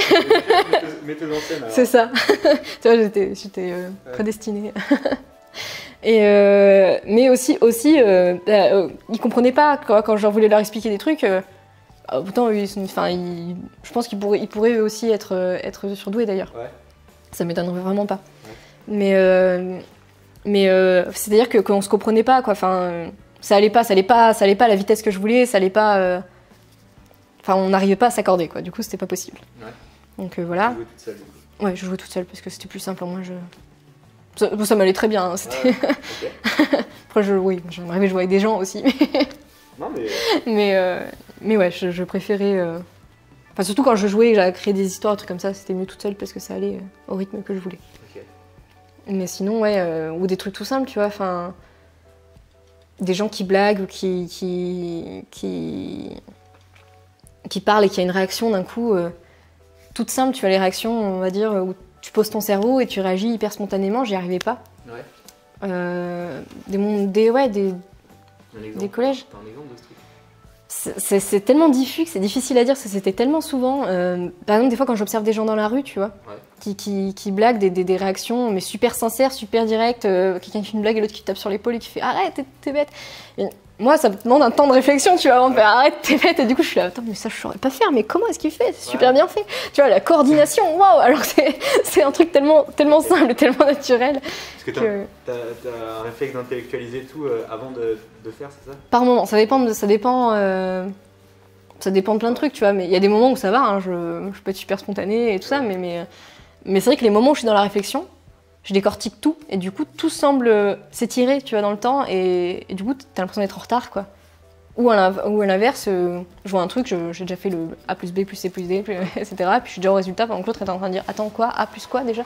C'est voilà, c'est ça, vraiment sentiment de décalage, et du coup, aussi dans les émotions, quoi. C'est-à-dire que quand la même situation, on est deux à le vivre, il y en a un qui va le vivre, entre guillemets, normalement, c'est-à-dire il va prendre ce qu'il y a à prendre, et voilà. Et moi, ça peut créer un drame, ça peut créer une joie intense, etc. Mais toujours être trop passionné. Et c'est pour ça que je dis que le regard des autres a vachement conditionné cette sensation de décalage, parce que jusqu'au résultat, vraiment, s'il y a un mot qui me définissait, pour moi, c'était trop. Parce qu'on me disait tout le temps, t'es trop ça, tu prends ça trop à cœur. Ah, mais t'es trop drôle, ou t'es trop... Ah, mais t'as trop la pêche. Alors que tu sais, à l'intérieur, t'es là, ouais, il y a 4 heures, je pleurais, donc pas trop, tu vois. Ou, enfin, tu vois, c'était toujours le mot trop. Dans l'excès? Dans l'excès, ouais, c'est ça. Et en fait, finalement, non. Je le vis comme je le vis, puis basta, quoi. Enfin... Ok. Est-ce que tu penses que ça t'a porté des difficultés particulièrement? Bah, je pense, ouais, par rapport à mon regard sur moi et mon rapport aux autres, vraiment. Ouais. Je pense que j'ai... Du coup, je me suis beaucoup jugée par rapport à ça, par rapport à ce décalage. Et je me suis beaucoup posé la question, et jusqu'à... C'est déjà arrivé que je fasse des... C'est pas arrivé souvent, hein. Ça arrivait rarement, mais j'en étais arrivée à des points où des fois je pouvais plus voir personne et j'avais besoin de m'isoler. Et maintenant, du coup, a posteriori, je me dis, bon, finalement, c'est bien de temps en temps de s'isoler aussi. Si j'en ai besoin, c'est qu'il faut que je le fasse. Ouais. Mais il faut pas que j'en fasse un drame. Et là, vraiment, il y a des moments où je me disais, mais en fait, personne ne peut me comprendre, je vais être toute seule à vie, et puis voilà, enfin... Ouais. Et cette solitude, en fait, du coup, ce décalage, ça met une sensation de solitude qui peut être très violente par moments. Et après, 2 heures plus tard, tu vois quelqu'un et ça va bien, quoi. Tu vois un ami et ça va mieux. Mais même en voyant certains de mes meilleurs amis, c'est vrai que des fois, je me dis, putain, sur ça, ils peuvent pas me comprendre. Et je me sens seule. C'est la sensation d'être incompris, du coup? Ouais, je pense, où d'un coup, personne te... Enfin, où j'avais l'impression, en tout cas, que personne pouvait vraiment ressentir ça aussi, quoi, sur ce point-là. Ils essayent, tu vois, c'est pas un manque de volonté de comprendre, mais c'est juste, bah, tant que tu l'as pas ressenti, tu peux pas vraiment comprendre. Comme quelqu'un qui a subi un deuil, tant que toi t'en as pas subi, tu peux pas comprendre, tu peux pas mettre à leur place. Donc, bon, c'est pas aussi grave, hein, mais voilà, c'est vrai que c'était un peu le drame personnel, quoi. Oh là là. Oh mon Dieu. Oh. Bon, on t'aime bien quand même. Oh. Ça va. Et ouais, tu parlais de ta relation aux autres. Dans ta relation aux autres, qu'est-ce que ça a pu changer quoi, pour toi? C'est à double tranchant. Je pense qu'il y avait un côté très naïf par moment, tu vois, où tu as envie de donner sa chance à tout le monde et du coup tu t'en prends plein la figure au final. Ouais. Et inversement, une grande méfiance où du coup, comme tu es vachement plus attentif un peu. Enfin, moi je sais que je suis très attentive au langage corporel, à ce que les autres pensent. Enfin, tu peux un peu trop facilement appréhender leurs réactions, appréhender un peu tout. Et il y a un côté un peu blasé, tu vois, qui en découle finalement, où tu te laisses pas surprendre. C'est très difficile en fait. Ouais, Et du coup, quand les gens me mentent ou trucs comme ça, mais ça m'énerve parce que je vois qu'ils me mentent. Tu vois, enfin, et souvent je peux être très intransigeante, je peux être un peu violente, où je peux décortiquer leur baratin en 2 secondes et leur mettre dans la face, et c'est pas très sympa, quoi. Ouais. Je me rends compte, ça peut être assez violent, mais c'est-à-dire que quitte à me mentir, fais-le bien, quoi. Tu vois, enfin, essaie de faire en sorte d'être crédible, là ça marche pas, donc là tu me prends juste pour une banane et ça me plaît pas, quoi, tu vois. Et même si c'est pas du tout une intention violente ou méchante de leur part, tu vois, c'est pas. T'aimes pas qu'on te prenne pour une banane? Ah non, alors faut pas me prendre pour une banane. Ouais. Ou alors on le fait bien, tu vois. Okay. Il y a une vraie intransigeance du coup par rapport aux autres et qui, du coup, fait que c'est plus difficile de lier des liens, de lier des liens. Pléonasme. Mais de lier quelque chose, quoi. Pourquoi alors? Des liens solides parce que du coup, c'est difficile de faire confiance quand tu vois que l'autre te ment, tu vois, facilement. Ou c'est difficile aussi, toi, de te laisser aller parce que comme t'as l'impression de tout le temps d'être un extraterrestre, si tu montres vraiment ton vrai visage, t'as peur que les autres te rejettent. Ouais. Parce qu'on n'arrête pas de te dire que t'es trop. Donc si tu dis, mais si je réagis vraiment comme j'ai envie de réagir, je vais m'en prendre encore plein la figure. Ouais. Et alors que ça se trouve vraiment pas, en fait. Mais du coup, c'est devenu un mécanisme de défense, tu vois, d'essayer de minimiser ce que tu ressens, ou de le taire, ou de cacher, Et finalement, après, tu te rends compte au bout d'un moment que, en fait, ces personnes-là, moi, je la connais par cœur. Elle croit me connaître, mais en fait, pas vraiment, parce que je me suis... Et c'est pas de sa faute, parce que tu t'es pas montré, finalement. Ouais, tu t'es pas vraiment montré, donc... je pense que je vais apprendre à assumer un petit peu plus ce que je ressens, à exprimer, surtout. C'est-à-dire à dire, quand par exemple je ressens une colère vive, dire excuse-moi, mais là par contre je suis blessée, ou voilà. Après il faut mettre les formes, hein, faut pas. Si tu commences à sauter sur tout le monde, ça va le faire. Mais je pense que faut que j'apprenne que c'est pas un crime de ressentir les choses fortement en fait. Ouais. C'est pas grave. Okay. Mais par contre, ce qui est bête, c'est de pas le dire en fait, c'est de le garder pour soi. Et là effectivement, ça va créer des problèmes qui n'ont pas lieu d'être. Donc toi tu lis beaucoup. Tu lis beaucoup le fait d'être surdoué avec ressentir fortement les émotions. Parce que pour moi, je pense que je suis vraiment dans ce fonctionnement-là, en fait. Vraiment, j'ai les émotions à fleur de peau. Je suis un vase d'émotions qui déborde tout le temps, en fait. Ouais. En positif comme en négatif, ça dépend des fois, quoi. Mais c'est vrai que je suis vraiment hypersensible. Hypersensible, tu peux préciser... hyper émotive et hypersensible aussi au niveau des sens, quoi, des 5 sens. Ouais. Si tu peux me décrire un petit peu. Alors, niveau des bruits par exemple, je peux, si on peut amener une conversation avec un tout petit bruit parasite, par exemple, par exemple un petit tapotis ou un bruit au fond de la rue, tu vois. Et je peux décrocher, mais c'est pas parce que le truc m'intéresse pas, c'est que ce bruit me parasite en fait vraiment, et j'arrive pas à me concentrer sur autre chose. Sur le bruit. Voilà. Ou par exemple, en pleine soirée avec plein d'amis, etc. Tout le monde, il y a du bruit et tout le monde parle. Et d'un coup, il y a un tout petit truc, genre un petit psh d'une bouteille ou un truc comme ça, tu vois, de gaz qui est mal refermé, de soda là. Et je l'entends, et personne l'entend, et du coup je vais dire, vous entendez ce bruit? Personne, tout le monde dit, mais arrête, t'as rêvé. Tout a l'impression d'être folle, alors que non, il y a vraiment un bruit, mais c'est juste que toi tu l'entends et les autres pas, quoi. En tout cas sur le l'ouïe. Sur l'ouïe? Ouais. Et l'odeur L'odorat, ouais, je crois. Du coup c'est difficile de le savoir. Exactement. Ça pour l'odorat, je trouve. Exactement. C'est difficile à dire. Mais même. Pour l'ouïe encore, tu peux voir par rapport aux réactions des autres, tu vois, mais l'odorat, c'est déjà difficile. Ouais, à part vraiment si c'est une odeur forte et mauvaise, c'est difficile de dire. Est-ce que tu as senti ce parfum fleuri avec un petit ton de raisin, tu vois, c'est pas évident. Ouais. Mais l'odeur, tu peux pas vraiment comparer, tu vois, à quel point. Et pour les émotions, tu penses que tu peux comparer? Pour les émotions, c'est-à-dire que par exemple la surprise, tu vois, quand il se passe quelque chose de fort ou de violent devant toi, ou voilà, tu peux voir à quel point toi tu réagis et pas l'autre, tu vois. Ouais. Enfin, la différence de force de réaction, quoi. Ouais. Ça se voit assez, même si l'autre l'exprime pas, tu vois, dans le langage corporel justement, ça peut aller très très vite, quoi. Et ou des trucs tout bêtes, tu vois, devant un film. Moi, je suis super bon public. Hein. Ouais. Enfin, non.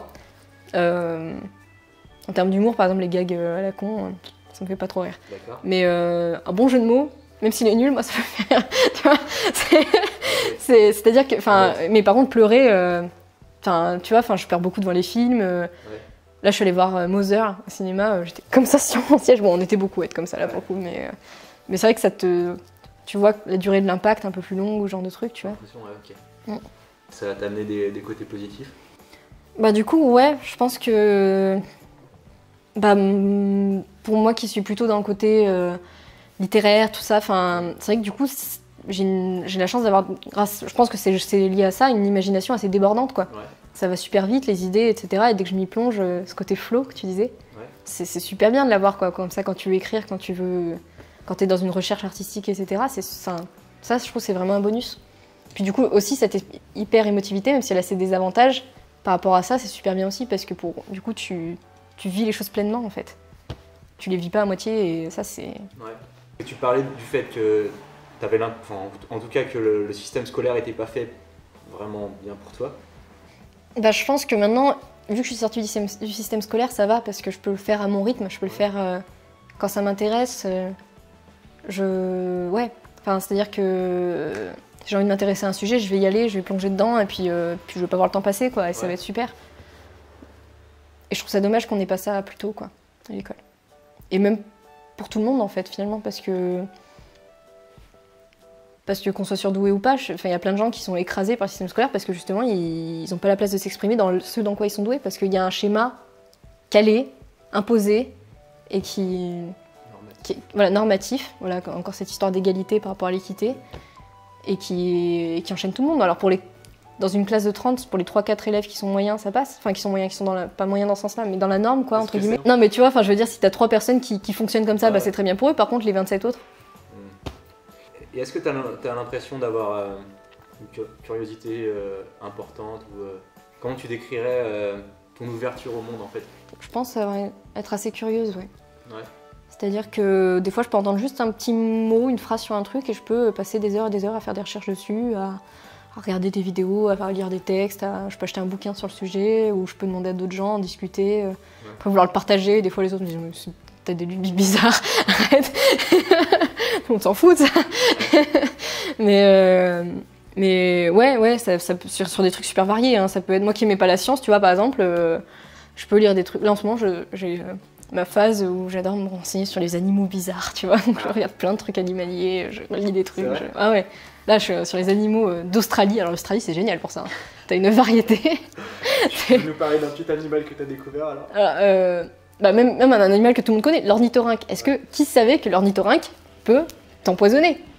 Il a un dard dans le coude, c'est ouf. J'avoue que je ne savais pas ça. L'ornithorynque a un dard dans le coude et qui t'envoie un poison qui fait super mal en plus. Bah tu vois, t'as l'impression que ça intéresse personne, mais on sait que tous ceux qui regarderont cette vidéo seront intéressés. Mais c'est trop bien, attends, c'est ouf. Ah ouais, sur ça, ça peut être... même si je comprends que la moitié des infos, parce que j'ai pas forcément toutes les données, tu vois, mais sur des trucs sur des planètes éloignées, bon. Ça, j'ai un peu moins de connaissances sur le sujet, donc j'y comprends un peu moins, parce que là, des fois, t'as vraiment du jargon hyper technique. Quand t'as pas les clés, c'est un peu plus difficile, mais voilà, ça peut être sur des trucs médicaux, ça peut être sur le théâtre, hein, je peux passer des heures et des heures à chercher, ça peut être... On en a donné quelques-unes, mais une anecdote où tu te dis, a posteriori, ah ouais, ça c'est vraiment un truc de surdoué, tu vois. Bah, quand j'étais en CM1, on avait, tu sais, ce qu'on appelait enfin, je sais plus comment ils appelaient ça exactement, mais les exercices de lecture, où ils calculaient ton temps de lecture, etc. Donc en gros, tu as un texte de temps de mots, et après tu avais 2-3 questions à répondre, et voilà. Et tu avais genre 20 minutes pour lire le texte, ou quand tu avais fini, tu allais voir le prof, et voilà. Et moi, je me rappelle, parce que je vois, c'est mes revenus après avoir passé le test, je m'en souviens plus du tout, enfin, j'avais plus repensé depuis ça.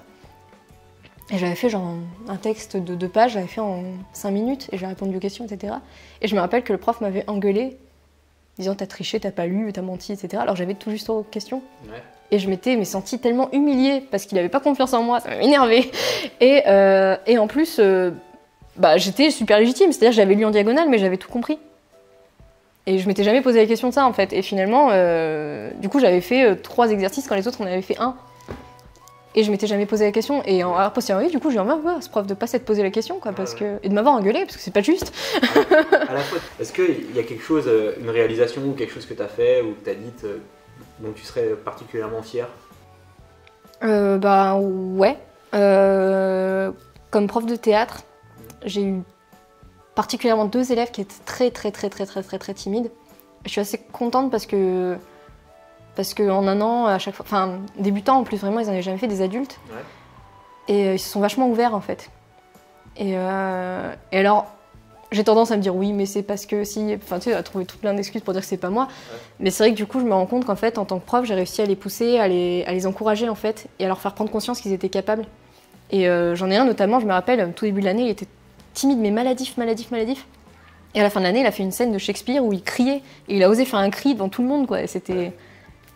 Enfin, je me sentais trop bien, quoi. J'étais trop contente pour lui, trop fière, trop... Ouais, enfin... D'avoir réussi à pousser quelqu'un dans le bon sens, quoi. Ouais, lui faire prendre conscience qu'il pouvait avoir confiance en lui, en fait, sur ce point-là. Et une autre élève, pareil, l'année dernière, très timide. Alors, j'ai jamais réussi à lui faire pousser la voix, elle, pour le coup, mais par contre, quand elle était en présentation devant des gens, elle avait le smile, quoi. Ouais. Et rien que ça, c'était trop jouissif, quoi. Tu te dis, putain, elle a pris du plaisir à le faire, quoi. On continue un petit peu Pas cette année, mais j'aimerais bien reprendre plus tard, ouais. Ouais, prof de théâtre, j'ai vraiment pris du plaisir à le faire. Et une fierté, ouais, de le faire. C'est rare que je me trouve bonne dans un domaine, alors là, vraiment, pour le coup, ouais, je pense que je me débrouille pas mal. Citation de Xavier Dolan, qui dit que tout est possible à qui rêve, ose, travaille et n'abandonne jamais. Qu'est-ce que tu penses de cette phrase, déjà? Bah, je suis assez d'accord. Ouais. C'est un peu ce que je disais souvent à mes élèves, justement. C'est... Il n'y a pas le talent absolu. Oui, alors t'en as qui en ont plus facilement au début, mais si tu travailles et si tu te lances, alors oui, tu vas forcément te planter à un moment, un petit truc, mais c'est pas grave, t'apprends. Ouais. Et tout le monde peut. Je pense que tout le monde est capable de plein de choses. Il faut juste se motiver, se lancer et essayer. Après, je dis ça, mais c'est en théorie, parce que moi-même, il y a plein de trucs que j'ose pas parce que j'ai peur de me planter. Mais on va aborder ces points-là. Mais par contre, ouais, je suis complètement d'accord. Ouais. Je pense qu'il n'y a pas d'endroit. Je pense pas que quelqu'un soit incapable de faire quelque chose. Je pense que ça peut prendre plus ou moins beaucoup de temps, ça peut être plus ou moins rapide, mais c'est faisable si tu t'accroches dessus. Du coup, alors est-ce que toi tu as des rêves? Bah du coup, ouais, être écrivain, être vraiment publié, arriver à écrire vraiment un roman et en être fier et à le publier. Être metteur en scène, ça commence vraiment à me trotter dans la tête aussi, vraiment. Voilà. Ouais, vraiment, ce serait mes 2 grands rêves. Peut-être oser chanter en public et faire du chant, ça c'est un truc un peu plus petit, on va dire, mais rien que ça, déjà, c'est un bel objectif. Je suis pas sûre d'y arriver un jour, mais on verra. Est-ce que tu as l'impression d'oser? Ça dépend quoi. Ça dépend des moments, ça dépend des périodes de ma vie. Ouais, souvent j'ai peur, justement. Il y a des trucs sur lesquels je peux beaucoup me freiner. C'est-à-dire par peur de l'échec, encore une fois, En fait, je suis tellement perfectionniste qu'il y a des trucs que je me retiens de faire parce que j'ai peur que ce soit pas parfait, donc ça va m'énerver et du coup je vais pas le faire. Ouais. Ou ça va me décevoir, ça va me frustrer, voilà. T'as des exemples? Par exemple, justement, écrire. Tant que j'ai pas un truc hyper précis dans la tête, tant que j'ai pas le plan ou l'idée, etc. Par exemple, si je veux écrire sur un personnage, faut que j'ai déjà à peu près toute sa généalogie en tête, quoi. Sinon, ça va m'énerver. Enfin, sinon, j'ai pas la logique et j'ai peur qu'il m'échappe, quoi. Ouais. Et du coup, là, je vais peut-être pas oser tout de suite. Ça va prendre vachement de temps. Mais par contre, une fois que je me lance, c'est parti. Ouais. Mais il faut que j'ose me lancer. C'est toujours le déclic. Il vient à un moment ou à un autre, hein, mais ça peut prendre du temps. D'accord. Après, il y a des trucs, d'autres points sur lesquels je peux oser facilement. Sur les rapports humains, sur plein de trucs, je peux des fois me lancer les yeux fermés dans le vide et voir ce qui vient, quoi. Mais c'est très variable. Et du coup, par rapport à l'écriture, est-ce que tu oses là? Est-ce que tu as l'impression d'oser? Hier, j'ai participé à un concours d'écriture, donc je me suis lancée, j'ai osé un petit peu. Ouais. J'étais 2e. Félicitations. J'ai bien fait, je suis contente. Ça m'a motivée. Ouais, du coup, le jeu de rôle aussi, ça m'aide à oser pour ça, du coup. T'as l'impression de travailler travailler au sens général, pas au sens... pour réaliser tes objectifs, tes rêves? Ouais, bah, je peux lire beaucoup, je peux me motiver, je peux aller rechercher, voir d'autres trucs qui se font, dans la recherche surtout. Ouais. Après, une fois que je me lance, je pense que j'ai plus l'impression de travailler parce que c'est un plaisir, quoi, encore une fois. Ouais. Donc, notion de travail-plaisir. Le travail peut être un plaisir finalement. Du coup, quand t'es passionné, tu réalises des choses en tout cas. Tu fais. Ouais, ça va tout seul. Enfin... Alors, il y a des défauts, hein, c'est pas du tout parfait, mais en tout cas, ça fait du bien et c'est libérateur et c'est pas. Enfin, ouais, je suis pas du tout dans cette notion de souffrance, de travail. Ah, par contre, il y a quand même des moments, bah, surtout en termes d'inspiration, je sèche. Ouais. Ah, je peux me torturer psychologiquement, me dire, mais allez, il faut que tu le fasses, il faut que tu le fasses, il faut que tu le fasses, au lieu de m'accorder une pause et me dire, Ouais. souffle, c'est bon, il n'y a pas d'urgence. Ça marche? Non, ça marche quand je fais une pause et que je me dis, arrête, c'est bon, tout va bien. Et j'ai plein d'amis qui m'ont dit, mais fais-toi une pause, ça va, t'es pas obligé de réussir, t'es pas obligé de finir dans la minute, respire. Ouais. Et ils ont raison. Mais c'est vrai que sur le coup, je peux me dire, ah là là, mettre la pression. Et quand je me mets la pression, effectivement, d'un coup, ça double tranchant. Parce que je peux être super efficace dans l'urgence. Si je me dis, j'ai pas le choix, faut que j'y aille. Ouais. Donc du coup, je me pose même plus la question d'oser et tout ça, il faut que je le fasse, donc je le fais. T'es parti. Voilà. Et du coup, en même temps, je peux me forcer à le faire alors que c'est plus le moment. Surtout quand c'est niveau écriture, etc. Si tu te forces, Ouais, souvent c'est ça donne rien, quoi. Plus vite qui viennent. Disons que si ton objectif c'est d'écrire un roman, ou quels objectifs tu vois, quelles étapes tu vois pour arriver là-bas? Bah déjà, choisir les idées. Ouais. Trier ce que j'ai envie de faire vraiment, quel style. Choisir un fil conducteur. Ensuite, créer. Imaginer dans quel univers ça va se passer. Ouais. Choisir mes personnages. Puis petit à petit, laisser la machine se mettre en œuvre toute seule, quoi. Mais il y a déjà des étapes à construire avant pour. Enfin, il y a les fondations, quoi, on va dire, et après ça pousse, quoi. Okay. Mais ouais, il y a ces trucs-là, puis déjà, ouais, faire ça. Et me permettre de me donner confiance en moi-même, quoi. C'est-à-dire me dire, allez, vas-y, tu peux le faire et essaye. Et là, le concours d'écriture là que t'as fait, c'était quoi? C'était une nouvelle? C'était une nouvelle, ouais, c'était pour la convention Octogone, là. D'accord. Et c'était écrire une petite nouvelle, on avait 2 heures, un sujet, et on faisait ce qu'on voulait, quoi. Donc c'était chouette. Ouais, c'était cool. J'ai l'impression d'être allée un peu loin dans mes nouvelles. Je suis un peu partie en vrille. Tu vas en faire quoi de cette nouvelle? Eh ben, ils vont la publier sur le site. D'accord. Voilà. Donc sur leur site à eux. Je la mettrai en description, voilà, si tu veux. Ouais, bah je peux te dire le nom du Génération Écriture. Ils sont très sympas. Qu'est-ce qui te fait avancer et qu'est-ce qui a tendance à te freiner?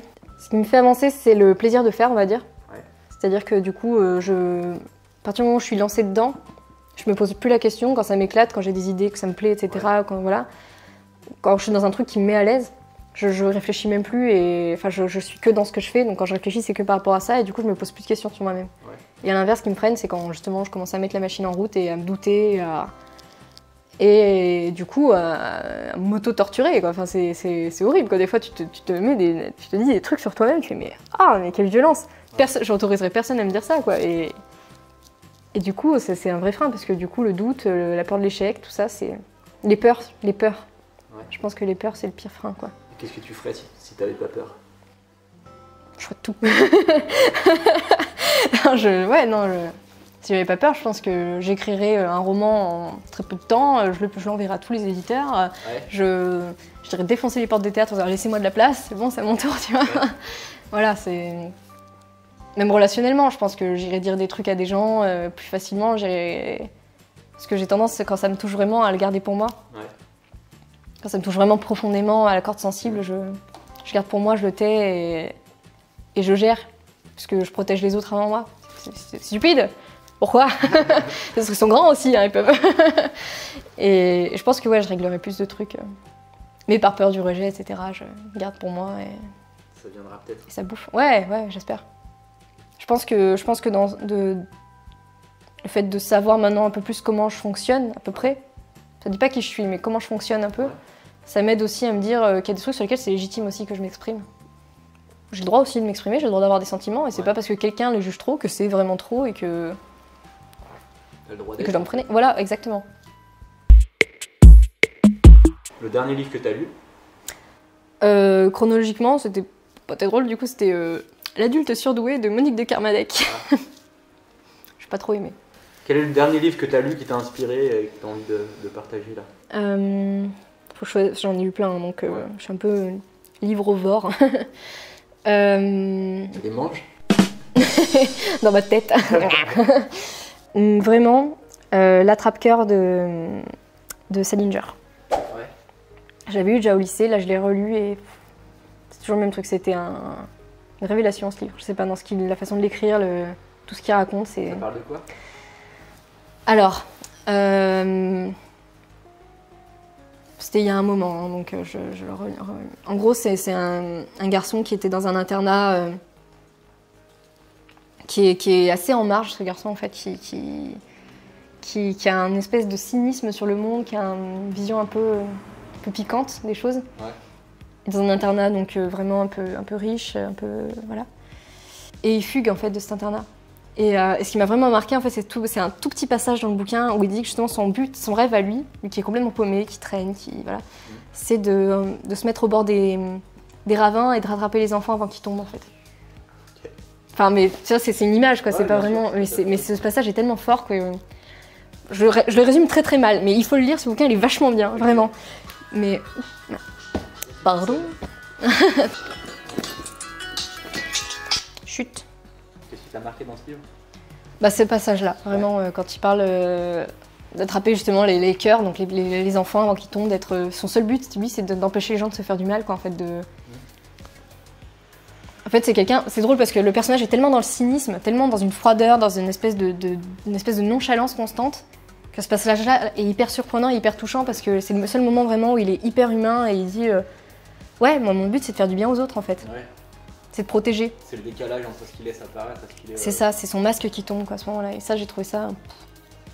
Je le résume très très mal et ça se trouve, dans l'histoire, je suis complètement à côté de la plaque. Mais moi, c'est la vision que j'ai de ce livre et ouais, il m'a tellement touchée. Enfin... Okay.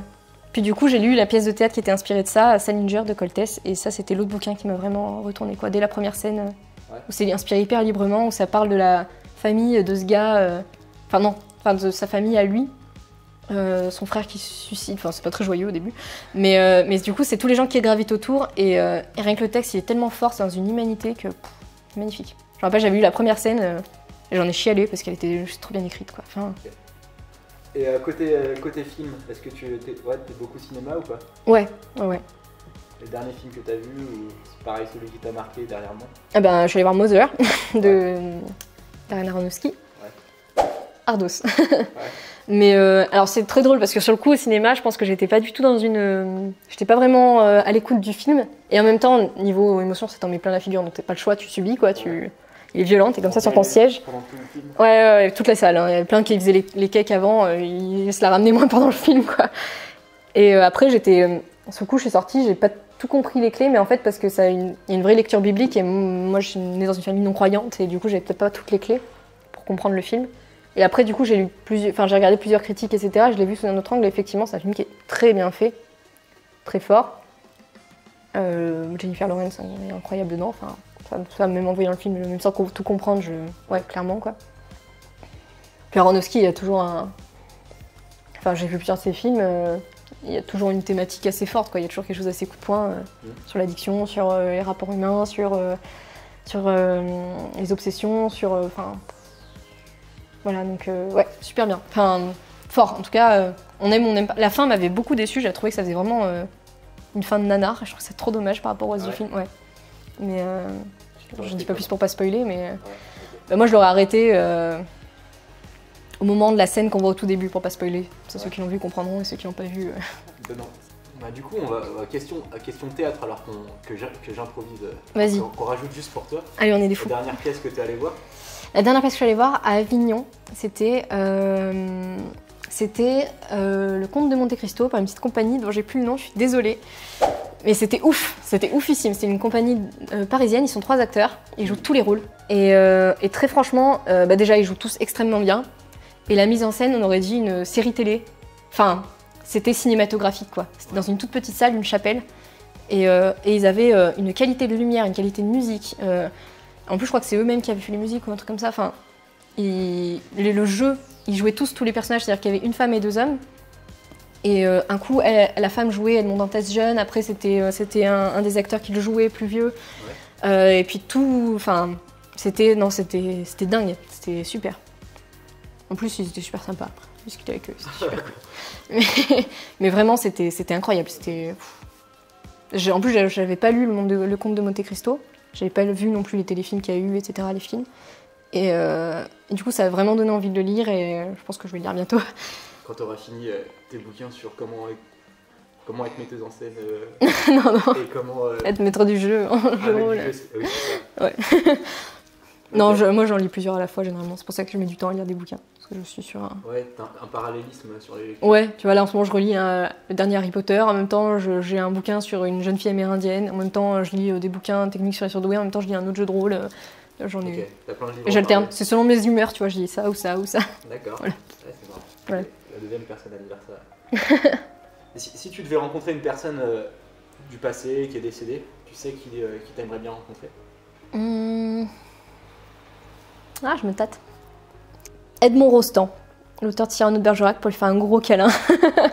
Parce que putain, c'est trop magnifique ce qu'il a écrit. C'est vrai. Et je pense que ça devait être un gars super, parce que pour écrire un truc aussi fort, aussi beau, aussi... Ouais. Je pense que tout le monde devrait lui faire un câlin, ce mec. Ah. C'est trop ouf ce qu'il a fait. Okay. Ouais.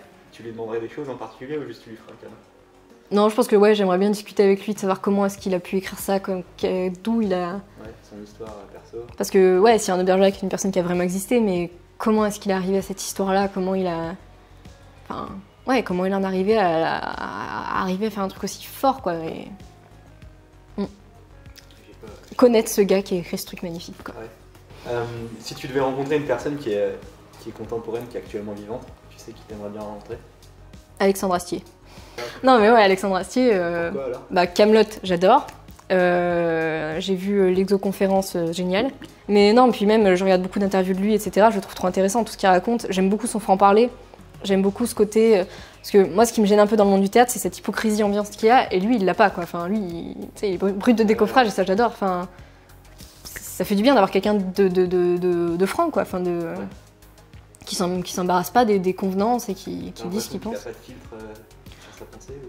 Bah, je pense qu'il a des filtres, parce que forcément, quand t'es connu, tu dois faire un peu attention à ce que tu dis, mais je pense qu'en tout cas, il triche pas, tu vois. C'est-à-dire qu'il choisit peut-être ses mots, mais en tout cas, il dit pas, il a pas l'air d'être hypocrite, en tout cas, sur sa façon de dire les choses. Enfin, Quelle serait ta rencontre avec Alexandre Astier? Comment ça se passerait? waouh. Bah déjà, j'aurais bien envie de lui dire merci pour son côté créatif et honnête. Puis ouais, enfin, poser des questions sur, pareil, sur sa créativité, sur qu'est-ce qui l'a amené là, parce que bon, il a fait plein de trucs, il a fait de la musique, il écrit, il met en scène, il joue, enfin, c'est un parcours mais tellement complet, quoi, qui est... Puis ouais, il a une super grande curiosité sur plein de trucs, quoi, la preuve, tu vois, ses spectacles, il s'est renseigné, quoi, il fait pas ça au pif, donc une démarche... Plutôt qu'à faire, hein, si jamais il a besoin d'une figurante ou quelqu'un pour servir le café sur un tournage, je dis pas non, quoi, tu vois. Je pense qu'il regardera cette vidéo, je l'enverrai. Ah, Alexandre. Non, je n'oserais pas. Si, parce que toi, t'oseras pas, mais moi, j'oserais, tu vois. Non, mais vraiment, enfin, je suis admirative de son travail, et puis ouais, enfin, ça fait du bien de voir quelqu'un qui est droit dans ses bottes, quoi. Ouais. Une question un petit peu plus imaginative. Si tu devais rencontrer une personne du futur, tu sais qui t'aimerais bien rencontrer Personne du futur. Oh là là, la question existentielle qui arrive d'un coup, là. Non, mais ouais, je sais pas si j'aimerais rencontrer quelqu'un du futur, en fait, déjà. Ouais. Bah ouais, parce que j'ai déjà du mal à être surprise en général. Si en plus on me spoil de ce qui va se passer plus tard, tu vois. Ouais, non, mais ouais, parce que d'un côté, il y a une crainte de... Ça se trouve, ça va être tout pourri, le futur. Ouais. Et en même temps, ça se trouve, ça va être trop bien, mais du coup, je préfère le découvrir au fur et à mesure, tu vois. Ouais. Parce que... T'as ce pouvoir magique d'aller voir... de rencontrer quelqu'un du futur, tu l'utilises pas, tu l'actives pas. Je sais pas, hein, arrête, c'est oui, dit comme ça, forcément t'as envie de tu le présentes comme ça, bah ouais, ça a l'air d'être un gros gâchis, tu vois. Mais ouais, ou la moi du futur. Ouais. Pour savoir comment ça va, voilà, comment... Ouais. C'est bon, ça va Comment ça va? Voilà. Est-ce que du coup j'ai raison d'oser, tu vois? Ouais. Tu vois, pour savoir, juste, pas plus, tu vois, juste... Est-ce que t'as osé? Oui? Non? Non, tu vas comment? Oui, tu vas comment? Ok. Tu vois, juste ça, pour savoir. Voilà, j'en veux pas plus, tu vois, pas trop de spoilers, juste savoir un petit fil. un petit truc. Si tu devais rencontrer la Chloé de, je sais pas, d'il y a 10-15 ans, qu'est-ce que tu lui dirais? Arrête de te prendre la tête. Arrête de te prendre la tête. C'est cool d'être un extraterrestre. Ouais. Et puis il y en a d'autres, donc c'est cool. Je pense que ouais, parce que ouais, il y a eu des moments où j'en ai vraiment souffert de ce décalage et ouais, non, surtout je dirais t'es pas trop en fait, t'es pas trop. Ouais. T'es pas entre guillemets trop. Ou tu lui dirais t'es quelque chose. Qu'est-ce que tu dirais de façon en positif plutôt qu'en négatif? Je dirais c'est cool de ressentir des émotions, profites-en. Et sois à l'écoute. Te ferme pas. Au contraire. Ouais. Okay. Fais-toi confiance, voilà. Ça fait beaucoup de choses. Ouais, on aurait une longue conversation. Tu penses qu'elle sera réceptive à tout ça? Je pense qu'elle dirait ok, cette étrange personne qui dit tout ça. Mais ouais, je pense que quand j'étais petite, on me l'a pas souvent. En fait, je manquais vraiment de reconnaissance, donc je pense que ouais, si quelqu'un m'avait dit ça, peut-être que j'aurais eu moins de problèmes. Ouais. Par rapport à moi, plus confiance en moi. Quel conseil tu donnerais aux personnes surdouées? De s'accepter, ouais. De se faire confiance. Que c'est pas parce que les autres nous disent qu'on est trop, qu'on n'est pas normaux, qu'il faut le prendre à cœur. Ouais. Je suis encore en train de le processer moi-même, hein, donc c'est facile à dire, mais c'est-à-dire que on est trop par rapport à quoi? Qui c'est qui a le droit de dire c'est ça la norme, il faut y être? Non, personne. Donc, non, on est vivant et c'est cool. Ouais. En plus, on a des capacités sur certains trucs, on peut aller plus vite. Ouais, bah, il y en a d'autres, ce sera sur d'autres terrains. C'est chouette. Enfin, ouais. Donc, faut arrêter de se juger, faut arrêter de se dire c'est parce que je me sens en décalage, je suis un monstre ou je suis un extraterrestre, etc. Que je suis seule parce que finalement on l'est pas. Et on est unique. On n'est pas seul, mais on est unique, ça c'est cool. C'est une bonne nouvelle finalement. Donc voilà, faut s'autoriser à être soi-même en fait. Et je sais qu'on a tous, mais qu'on soit surdoué ou pas, on a tous nos mécanismes de défense, etc. Mais à force de se refuser ça, on vit plus quoi. À force de refuser d'être soi-même, de s'accepter, de ressentir comme on ressent, de penser comme on pense, on se fait tellement de mal. Alors qu'en soi, personne n'a le droit de nous dire qu'on n'a pas le droit d'être qui on est quoi. Personne n'a le droit de nous dire qu'on n'a pas le droit d'être qui on est. Ouais, c'est phrase du jour. Et quel conseil du coup tu donnerais aux personnes qui ne sont pas surdouées? De pas se limiter aux préjugés qu'on a sur le sujet. Par rapport à ce sujet-là, quoi. Ouais. Aux surdoués. Pas se sentir menacé. Et du coup, ne pas juger. Ne pas se dire, ok, cette personne est différente, donc ça va pas. Ouais. On fonctionne pas pareil, mais c'est pas grave. Hein. Personne n'est au-dessus de personne. Ouais. Et vraiment, il y a des points sur peut-être qu'on va plus vite, mais il y a d'autres points où on galère vraiment par rapport à eux. Donc c'est donnant-donnant, quoi. Tout le monde est dans la merde. Ouais. Et tout le monde peut aller bien. C'est ça qui est beau, quoi. Enfin, donc il n'y a pas de raison. Enfin, c'est pas un concours.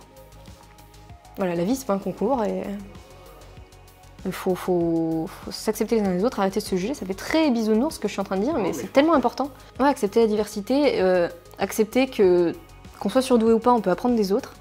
Et comme on peut apprendre aux autres. Donc on a tous des trucs à donner.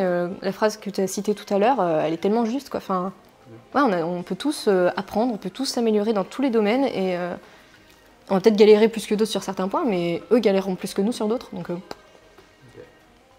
Est-ce que tu te décrirais comme une personne heureuse? Oui et non. J'ai eu des périodes vraiment down. En fait, un truc qui va pas, je peux le prendre fois 1000 et me fustiger avec, et le ressasser, du coup ça peut me rendre très malheureuse. Mais j'ai une capacité de rebondissement, on va dire, de rebond plutôt, qui est assez développée, finalement, je me rends compte que même quand ça va pas, je peux mettre à me rire d'une blague. Peut-être que j'ai de la chance que j'ai des super amis qui ont des super blagues aussi. Ouais. Mais non, mais je veux dire, ouais, je peux être triste, ouais, ça m'est arrivé d'avoir des moments de dépression, vraiment, même très récemment, mais ça va. Enfin, c'est pas grave, je sais que je peux aller de l'avant. Et justement, je pense que cette capacité à se passionner pour des trucs, ça aide grandement. Et ça, c'est une chance. Ça aide à aller mieux, ça aide à... Parce que même quand j'étais au plus profond de ma dépression, par exemple, je me plongeais pour écrire dans le jeu de rôle, ça me faisait tellement de bien que j'oubliais que j'allais pas bien. Donc en fait, j'étais pas... Enfin, ça va, quoi. Je suis en bonne santé, j'ai des amis. Même si par moments, je peux me sentir très seule, au final, la vérité, c'est que je le suis pas. C'est juste qu'à ce moment-là, je me focus sur ça et que voilà. Donc, je peux m'épanouir plus, je peux être plus heureuse, mais je suis pas malheureuse, en tout cas. Là, c'est sur la question sur les relations amoureuses. Ben, comment ça a joué pour toi à ce sujet-là? Compliqué. Très compliqué. De toute façon, mes relations amoureuses ont toujours été compliquées. Je galère toujours.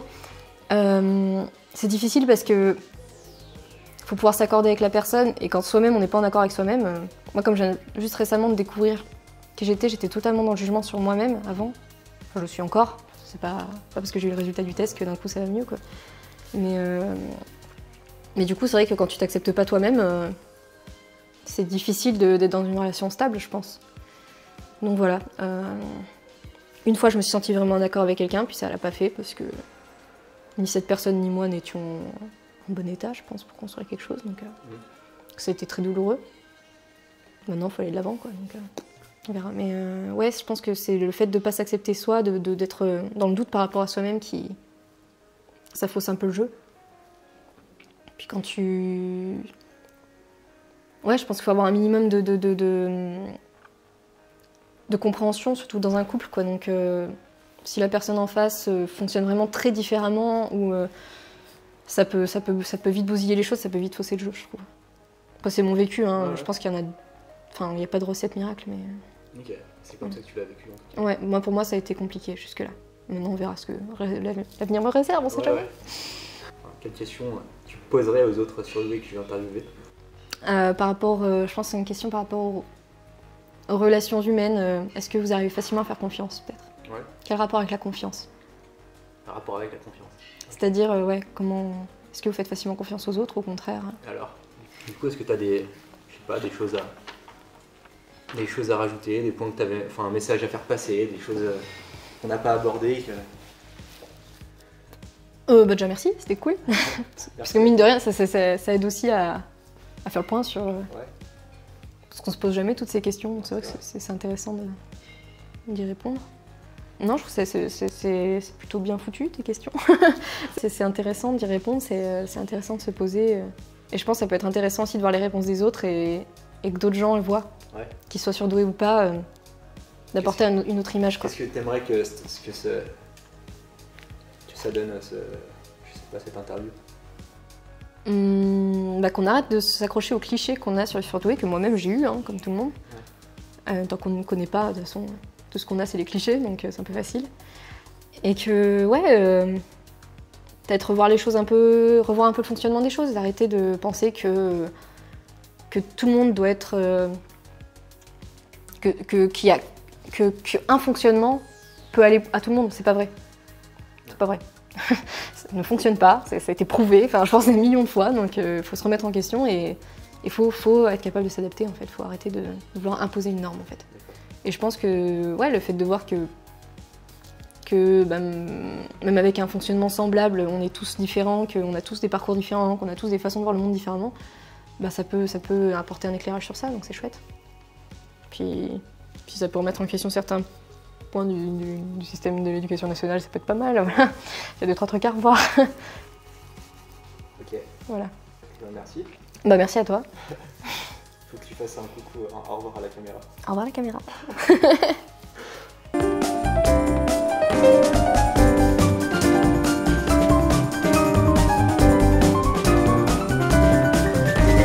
On a fait sauter de classe à l'âge de 5 ans.